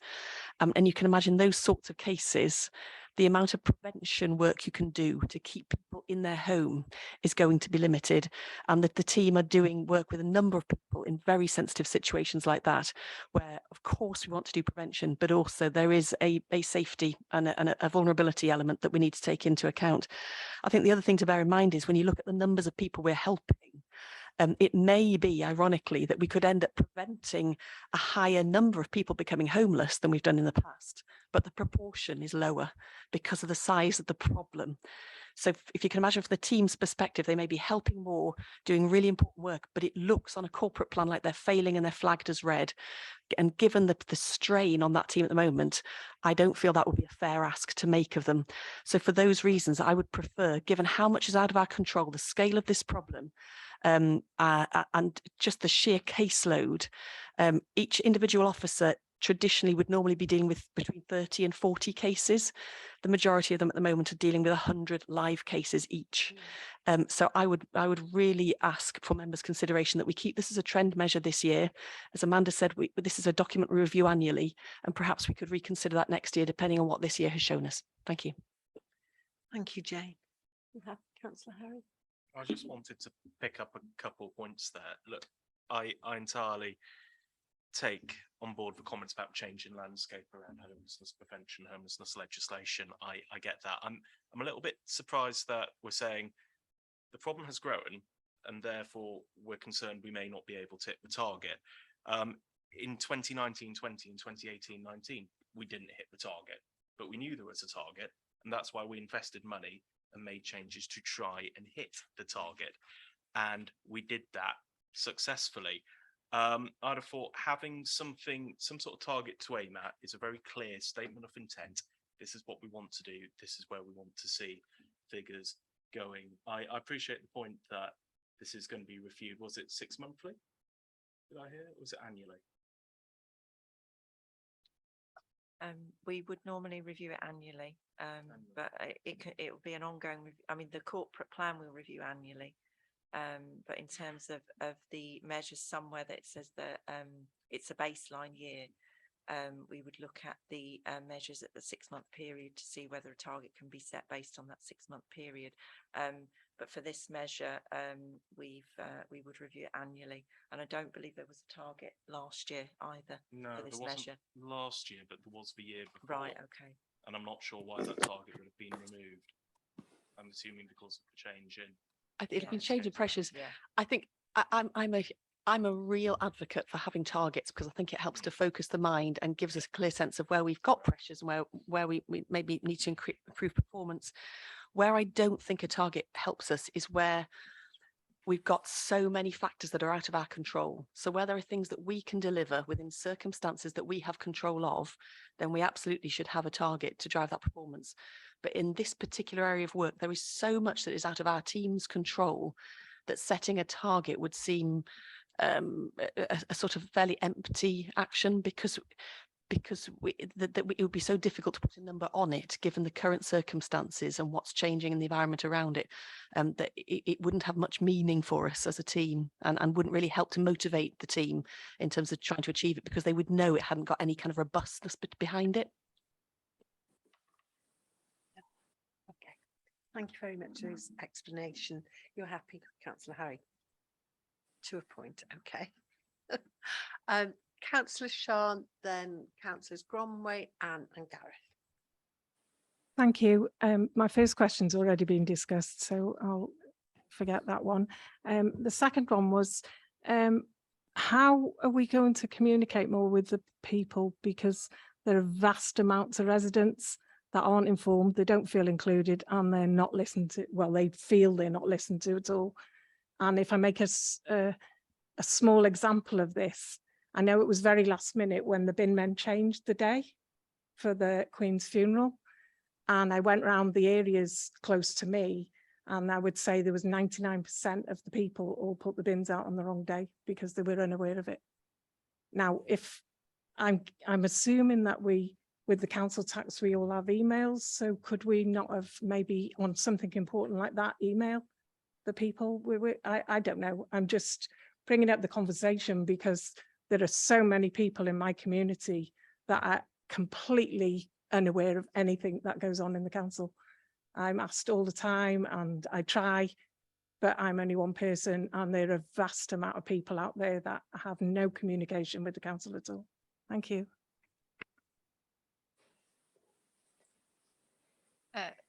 Thank you. Yeah, in terms of communicating with the public, obviously we've got a fantastic comms and marketing team, and we do our utmost to get messages out both via social media and by the website.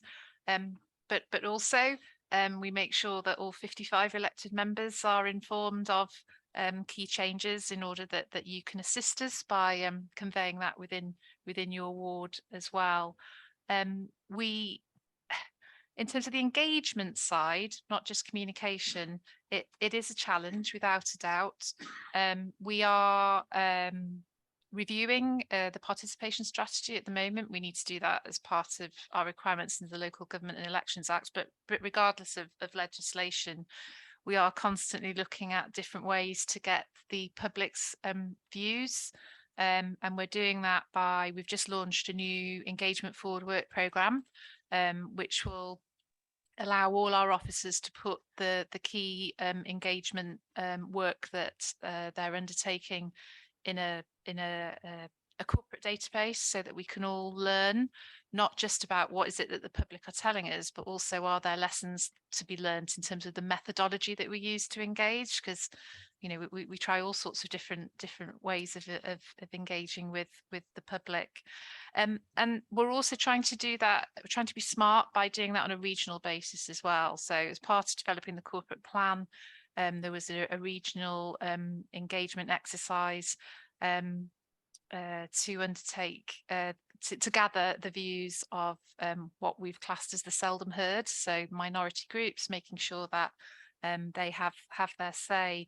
And that's not something that you can do just by necessarily publishing an engagement process. It's about an ongoing conversation, which is why we call it the common conversation, and about building that rapport and trust with those different cohorts within the community.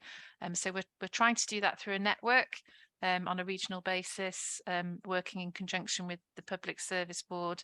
And as I said, we've developed this engagement forward work programme in-house, and we regularly meet with participation officers again to try and get those messages out about have your say, basically.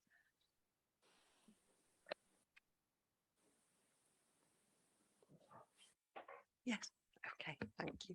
I will now go to Councillor Gronwy. Hello, I hope you can hear me. I'm a bit croaky.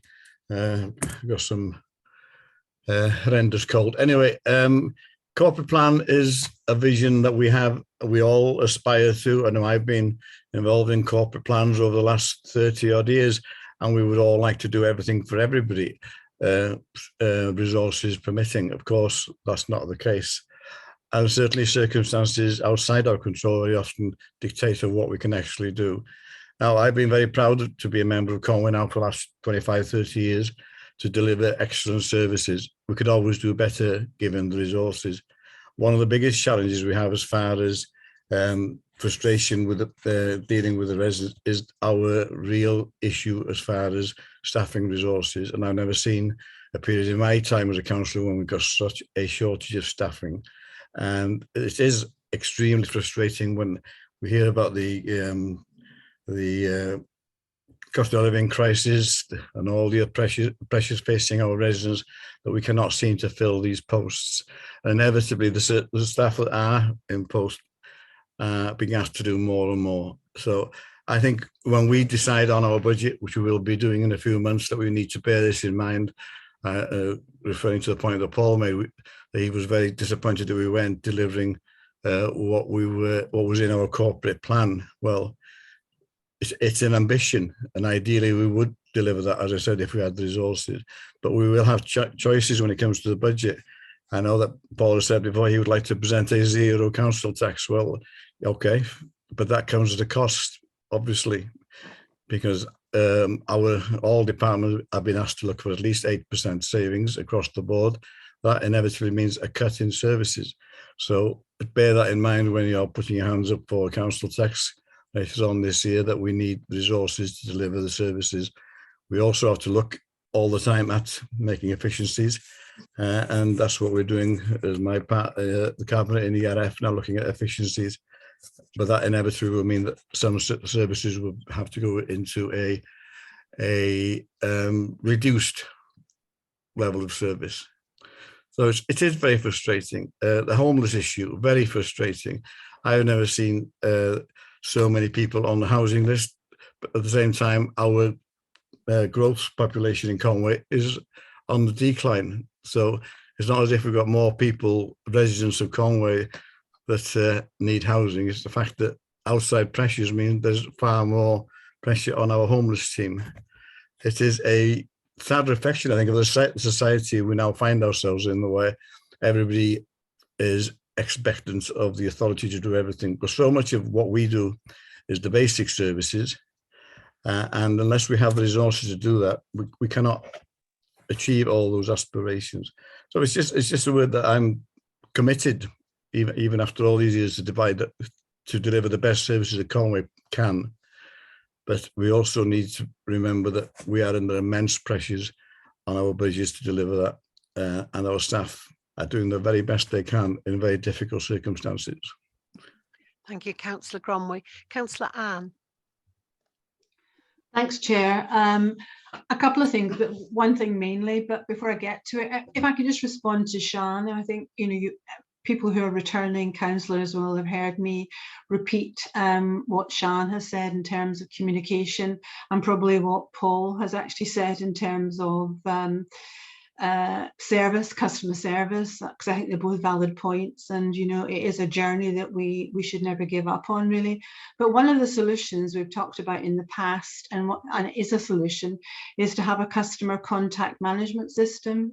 And when I was the cabinet member for IT, that was something that we were actively progressing. I don't know, I'm not sure if that got anywhere, but that allows us to be more productive internally and actually more outward facing in terms of contacting with customers. So I just perhaps perhaps somebody could give us a bit of an update as to, has that materialized or not. But to go back to my point, my main point here, I'm really looking at page 187. Again, quite a sort of common theme for me is a prosperous economy. I think we are all well aware that Conway's economy, in terms of productivity, is fairly low and statically low. So really, it's something we need to work quite hard at. So I'm really pleased to see that we've got that continued within our objectives. And economic growth is high profile at the moment, heavens above, don't we know, although I'm not being party political here. When Charlie introduced this report, he talked about the need for strong targeted action and not just warm words. But on page 187, I would just throw a general sort of plea, really. I mean, having a growing economy with higher paid jobs that work for residents and future generations is key to realising many of our ambitions, not just as a council, but more importantly as individual citizens within the county. And if we hold that ambition, I would like to see ourselves around this area of economic prosperity, is for us to be more challenging of ourselves. And I understand what Jane has just said about targets and subscribe to it. But I think we need more measurable targets, aspirational targets that we commit to. never mind the fact that we're in, the situation that we're in, but, how do we get out of it is potentially what a prosperous economy delivers for us. So, I'm not going to recommend anything in particular, but I would really ask Cabinet, when this comes to them, to look at, is this really going to deliver a prosperous economy over the next 5 years? And should perhaps within this section there not be something about the living wage? And again, I'm not being political, but there's a lot of the jobs that we presumably are finding quite difficult to recruit are on the minimum wage, and should we not be reducing that over this 5 period, even within these financial constraints? So should there be a target potentially around that, because that's within our gift to deliver, although it might take time. Another one could be the number of well-paid jobs with county. Again, we can contribute to it, but we can't in totality deliver it. But if the actions of our economic sort of team are all around driving different sectors and driving high-value jobs, that's the thing that will actually make a difference to the well-being and prosperity of Conwy residents. And I know we've got the North Wales Ambition Plan, but that does talk about targets specifically around private investment. So should we not be mirroring that within our ambitious plan for the next 5 years? And equally within that is the GVA for Conwy. Again, that's mentioned in the North Wales Ambition Plan, but it does apply to ourselves, because I think we are, if not the lowest, one of the lowest in Wales in terms of GVA, measure of productivity, and certainly equally in North Wales too. So I'd just like to see us being more ambitious as a new administration to really trying to drive prosperity in meaningful terms across our county. Thanks, Chair. Thank you, Councillor Anne. Fran, would you like to answer the one about the customer contact system at all? Or Jane? Jane's going to answer. Thank you, Jane. Yeah, thank you. I'll pick up on both those points. Thank you for your questions, Councillor Anne. The work on having a central kind of customer management system was paused. I think the system that Anne's referring to, correct me if I'm wrong, Anne, but was the idea that we would be able to have a collective picture of the citizen and how they interact with the council, so that rather than having an individual relationship with, say, libraries, theatres, leisure centres, social services, and different interactions with each, that the council will be able to see, oh, well, this person interacts with all of those services, and will be able to give a more holistic, joined up kind of communication approach with citizens in that way. So I think that's what Anne is referring to. We did a lot of work exploring it. We weren't able to go that far, or we haven't gone that far to date for a variety of reasons. That one of the biggest stumbling blocks is that each of those systems and services I've just referenced uses a different IT system and database, etc. So it is a very, very big job to stitch them all together to give that single view. One or two things have happened that have moved us forward a bit that we've piloted, we've looked at. For example, we have introduced a call centre approach for leisure centres. So leisure centres was a microcosm of that, where you would have to contact Abergele or Llandudno Junction, or each of them differently, and there was no join up and no read across. Whereas now we've got a single approach for all of leisure, and we've done that really mindfully, looking to learn from that and to see what it delivers for us. And one of the things it has delivered is a significant increase in income. So we're losing a lot fewer calls, and we are translating much more of those calls into income for the council. So there are some real benefits of that, which we can come back to. I think the other thing that's happened since that work that Councillor Anne was describing is that we are increasingly struggling with our front of house operation and being able to provide the level of interaction with residents and visitors that we would want to. We've got fewer staff. We struggle to cover the hours because of the cuts we've had to make, and the demand is exploding. And it's everything from a blue badge application through to people who are at their wits' end, who are becoming violent with our staff, and take a number of people to calm them down and to contain that situation. So I think the combination of the factors that we're looking at the moment, the fact that we have got some learning from some individual pieces of work, the fact that we are struggling now to meet the demand of what our residents need from us when they're contacting us, and then overlay onto that what's going to happen with this budget, because we're going to have to cut all of this back even further. I think it's going to have to prompt us to relook at some of those discussions and that we were looking at a number of years ago, because we're going to have to look at new answers and new solutions to some of these problems. The challenge will be something like that will be very expensive to introduce. It needs rescoping. A number of years have gone by. There'll be different technological solutions, but there may be some interesting discussions for members to have around whether we invest in a system like that, which will be costly to the authority, but with the benefit of a long-term return, which could provide a better service for our residents and actually reduce the burden on staffing. So I would definitely welcome the opportunity to reconsider that as part of the new membership that we have in the chamber. I'll also pick up, Anne, on the questions you raised around economy. It's very interesting in that when we produced those targets for the growth deal, we were 5 years ago, and it was quite easy to identify a target around jobs and GVA, which is largely what the growth deal is targeted about. Now, the growth deal itself is focused purely on transformation and growth. So it is just those things where you can make a massive difference relatively quickly for significant gain.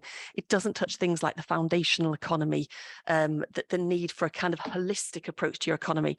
And we're doing quite a lot of thinking within the region as a whole, both at county level and at regional level, about what are the targets that we should use for our economic development in this day and age, post-COVID now. There's some really interesting thinking being done by some leading economists about a model of economics that doesn't just take productivity, grow all the time, but also looks at an economy that delivers for your environmental well-being, your social well-being, that looks to make sure people aren't left behind. So there's an equality agenda. And when you take that kind of model, then it leads you to some very different measures potentially, and some different actions as you try to get a more balanced economy that is more resilient and more sustainable for the long term. So I think as we move forward, we want to bring that thinking into our measures, and there is still more maturity that's needed around that thinking. But I'm sort of involved in workshops and seminars and all sorts to look at that. But I think when we bring new measures forward to you in the future around the economy, that's the kind of conversation I'd be keen to have.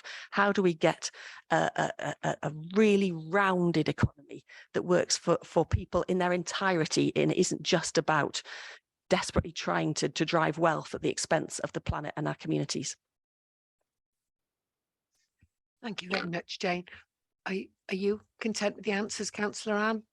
Yeah, I mean, I'm particularly content with Jane's first response around the content management system, because very much I think that would really nicely dovetail and evidence-based on what we should be focusing on in these corporate plans going forward, because it's not just on commentary or intuition or wherever. There's lots of opportunity to have high-level strategic sort of evidence, really. So, you know, I would be really supportive of that, and potentially we can perhaps look at, you know, Welsh Government's investment specifically in that, if it would transform and sort of use AI in some respects as well, to instead of sort of be resource heavy.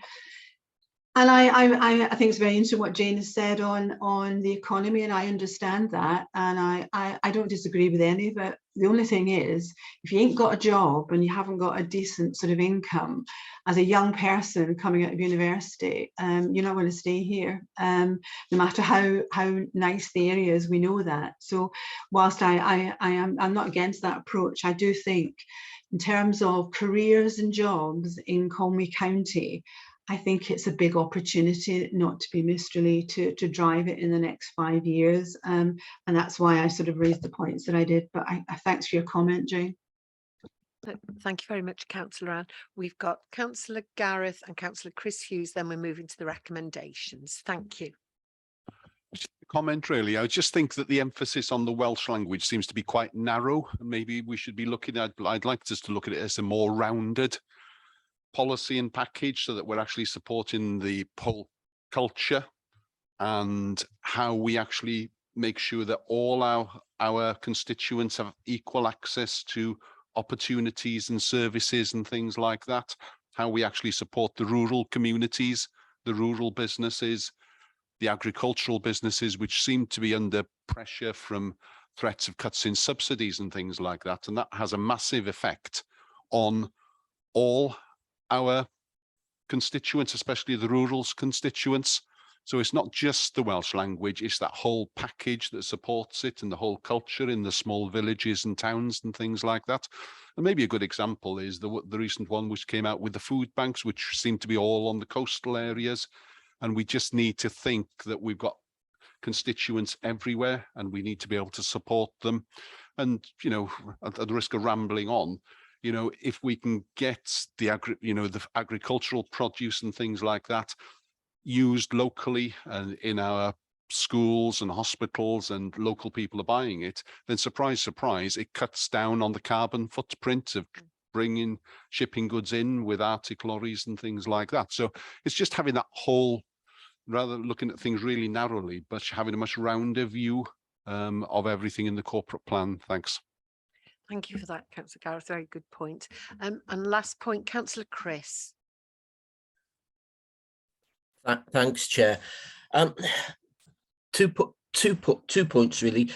First is bearing in mind what we've been reading in the press over the last few days in terms of the pressure that the reduction that there appears to be being proposed by the Treasury in the Welsh Government's budget, which is, I believe, far more stringent than was previously expected. Is there any indication yet as to how that might impact our ability to implement our plans? And secondly, I'm aware that Welsh Government indicated earlier this year that they provided within budget sufficient funds to provide for care for our care agencies with whom we work, for them to provide a minimum wage to, so the real living wage to all of their staff. Now, 2 points. Firstly, I think, and I've raised this with Amanda previously, and I've raised it with the Deputy Leader, Emily, in terms of Conway paying the real living wage. But also, what are we doing to ensure and to monitor the fact that once those fees are paid to our care workers or the companies that we support through the industry, that they are then actually paying the living wage themselves? So can we I'd like answer to those 2 questions, please. Thank you, Councillor Chris. Amanda, if you'd like to come in. Yes, of course. Thank you, Chair. Thank you, Councillor Chris. Yes, in terms of the budget position for next year, obviously that isn't looking particularly positive at the moment. You know, Welsh Government provided in March an indicative budget level for next year and the year after in terms of the additional funds that they would be distributing through the settlement to local government bodies. I think as far as Welsh Government are concerned, that's all they've got. You know, so in terms of whether we get additional funding next year, it will very much, I think, be dependent on whether UK Government effectively addresses that through their distributions to Wales and the other devolved nations. So if we're in a position as possibly it looks that in fact there will be no additional funding, then that will severely restrict our ability to deliver this corporate plan, and you know, we'll have to consider that as part of annual reviews going forward. In terms of the real living wage, as you say, Welsh Government gave a commitment that all care workers would be paid the real living wage in Wales, and they provided funding within this year's settlement to allow us to reflect that in the fees that we pay to care providers. If I'm being brutally honest, I don't think necessarily it funded, we got funds into the settlement that quite related to the increases we passed out to the care fee sector, but nonetheless, Welsh Government provided additional funds. So we know therefore that our care providers are paying the real living wage. We're not in a position to obligate it through the contract. Effectively, they're the one with the employment contract with their members of staff. However, we do know from our intelligence in dealing with our care providers that they are all paying the real living wage, and in fact, actually, we know that some of them, quite a number of them, maybe are actually paying above the real living wage because of the difficulties they have in terms of recruiting staff currently. We also, in terms of our care workers that we employ directly, are also paying at least the real living wage for that. One thing I would observe though is that the real living wage has recently gone up. The announcement has been made about what the real living wage is now, which is actually £1 higher than the real living wage at the start of the financial year, although bodies have got until May next year to implement that change in the real living wage. I guess of concern again into the budget is that the funding that was provided to us from Welsh Government last year, whilst it was enough arguably to pay the real living wage that we've been paying up until now, it isn't enough to pay the real living wage for the change in the rate now. So again, unless additional funding comes from Welsh Government, that's going to cause a significant further pressure on our budgets for next year. Thank you. Thank you very much for that, Amanda. Thank you, Councillor Chris. Okay, well, just before we go to the recommendations, I've got just first of all one question for Councillor Charlie. Just checking in my chair capacity, is this a new protocol here, cabinet members presenting to scrutiny, but is it just F&R or is it all scrutiny? Or my understanding, Cheryl, was that as that's what we do at cabinet, that it would be useful to have a few words from the cabinet member just to set the context of the report, but officers are here to go through the technical detail. I thought it was going to be discussed with chairs and vice chairs, to be honest. It was just that's landed this on. afternoon? Yeah, it was landed on me this morning. Amanda asked me where to do it, but again, it would be with the permission of the chair. But I do think it's quite useful to have that context of what the report's about from a political point of view, and then obviously the scrutiny set out what they're doing. Absolutely, yes, I agree, and it'll be all scrutiny committees. And that was my understanding. It's just that anomaly between what we do at cabinet and what we do at scrutiny. Well, I will update the chairs and vice chairs this afternoon. Reen, just want to put word. Yeah, just for context for members, the function of scrutiny is to scrutinise the executive, and therefore it's important that the cabinet members are here to introduce. Officers will be here to present. Obviously, as you've seen this morning, Amanda and Fran have been very busy. But the officers will be here to answer your questions. But I think it's because you are scrutinising the executive and pre-scrutinising those discussions, I think it's really important. So that's the message. It's timing has gone a bit awry, but there will be discussion this afternoon on that point. Yes, thank you. No, I really welcome that, because the executive, it's their decisions, it's their reports. So just as we go to the recommendations, I'd like to make one proposal, please, to add to the corporate plan. Item 6, people in Conway are healthy, and it's item 6.6, supporting the mental well-being of unpaid carers so they are able to carry out their important role and can access help in times of crisis and avoid breakdowns in care.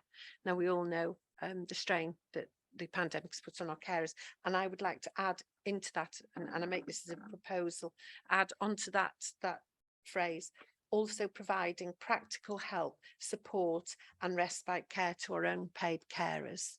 I'd like to propose that we add that in as a measure for our corporate plan, and I'd appreciate members backing on that. So I'd be happy to say. Absolutely. Well, with that, Councillor Paul. As you propose from the chair, we should really have a debate about that. Okay, debate away. I don't disagree with that proposal at all, but it seems to me we're much more likely to be in a situation to be reducing the things within the corporate plan over the next annual review. And I pick up on that in relation to what Gronwy said.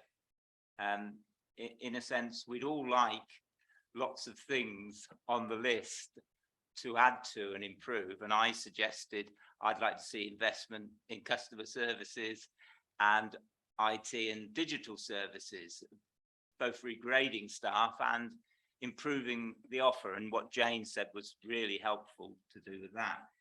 But I think realistically, in this budget setting process, we are going to have to further reduce things. If you listen to the UK government, it's very much advocating a smaller state. Welsh government in its rhetoric says differently, but allocates us money, which indicates that we should be doing less. We should be doing less.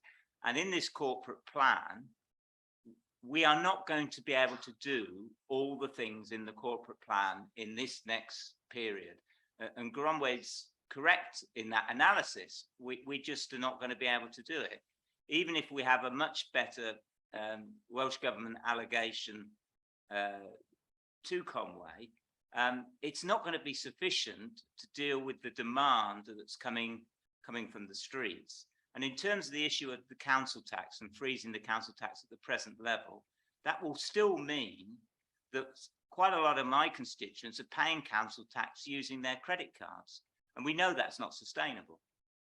That is the reality that we're in. So I think proposing an additional, you might say a modest measure, we can't even at the moment assess and identify our carers' needs effectively.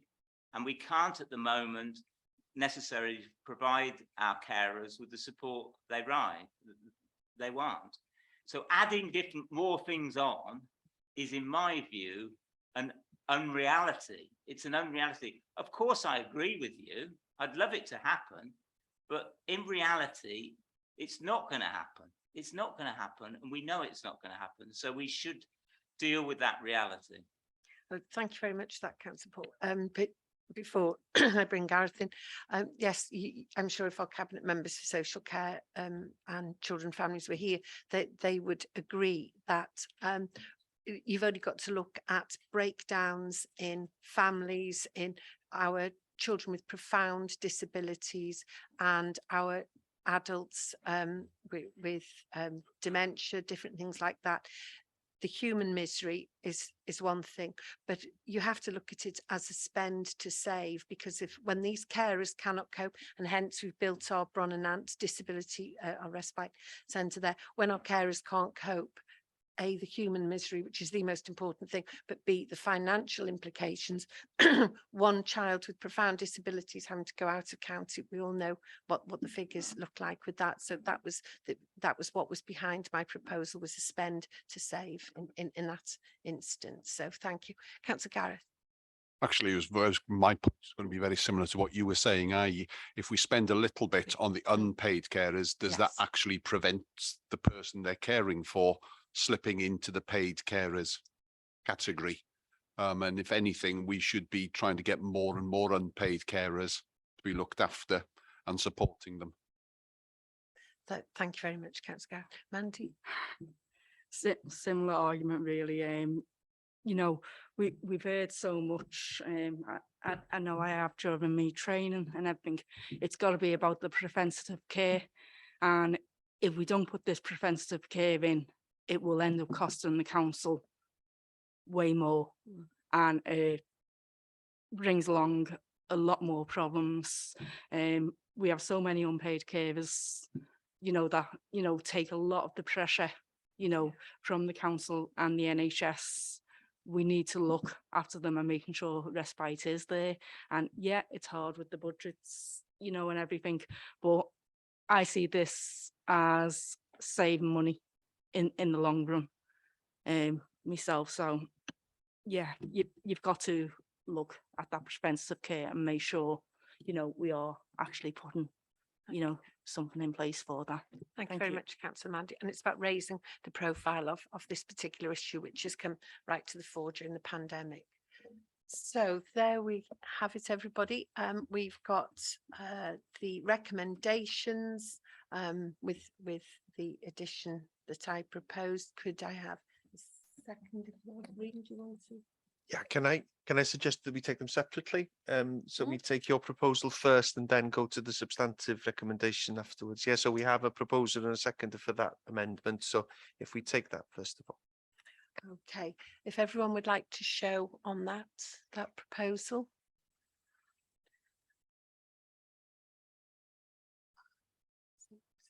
Seven, 8, is that, do we all get 8? Yeah, 8, 4. Those against, please. 1 in the room. Just one against. And have we any abstentions, please? No. Okay, well, that is carried. Thank you very much. We now move on to the other recommendations. Proposer and seconder, please. Councillor Dilwyn is proposing and Gareth seconding. Okay, could we have a show of hands on that, please, members? Yeah.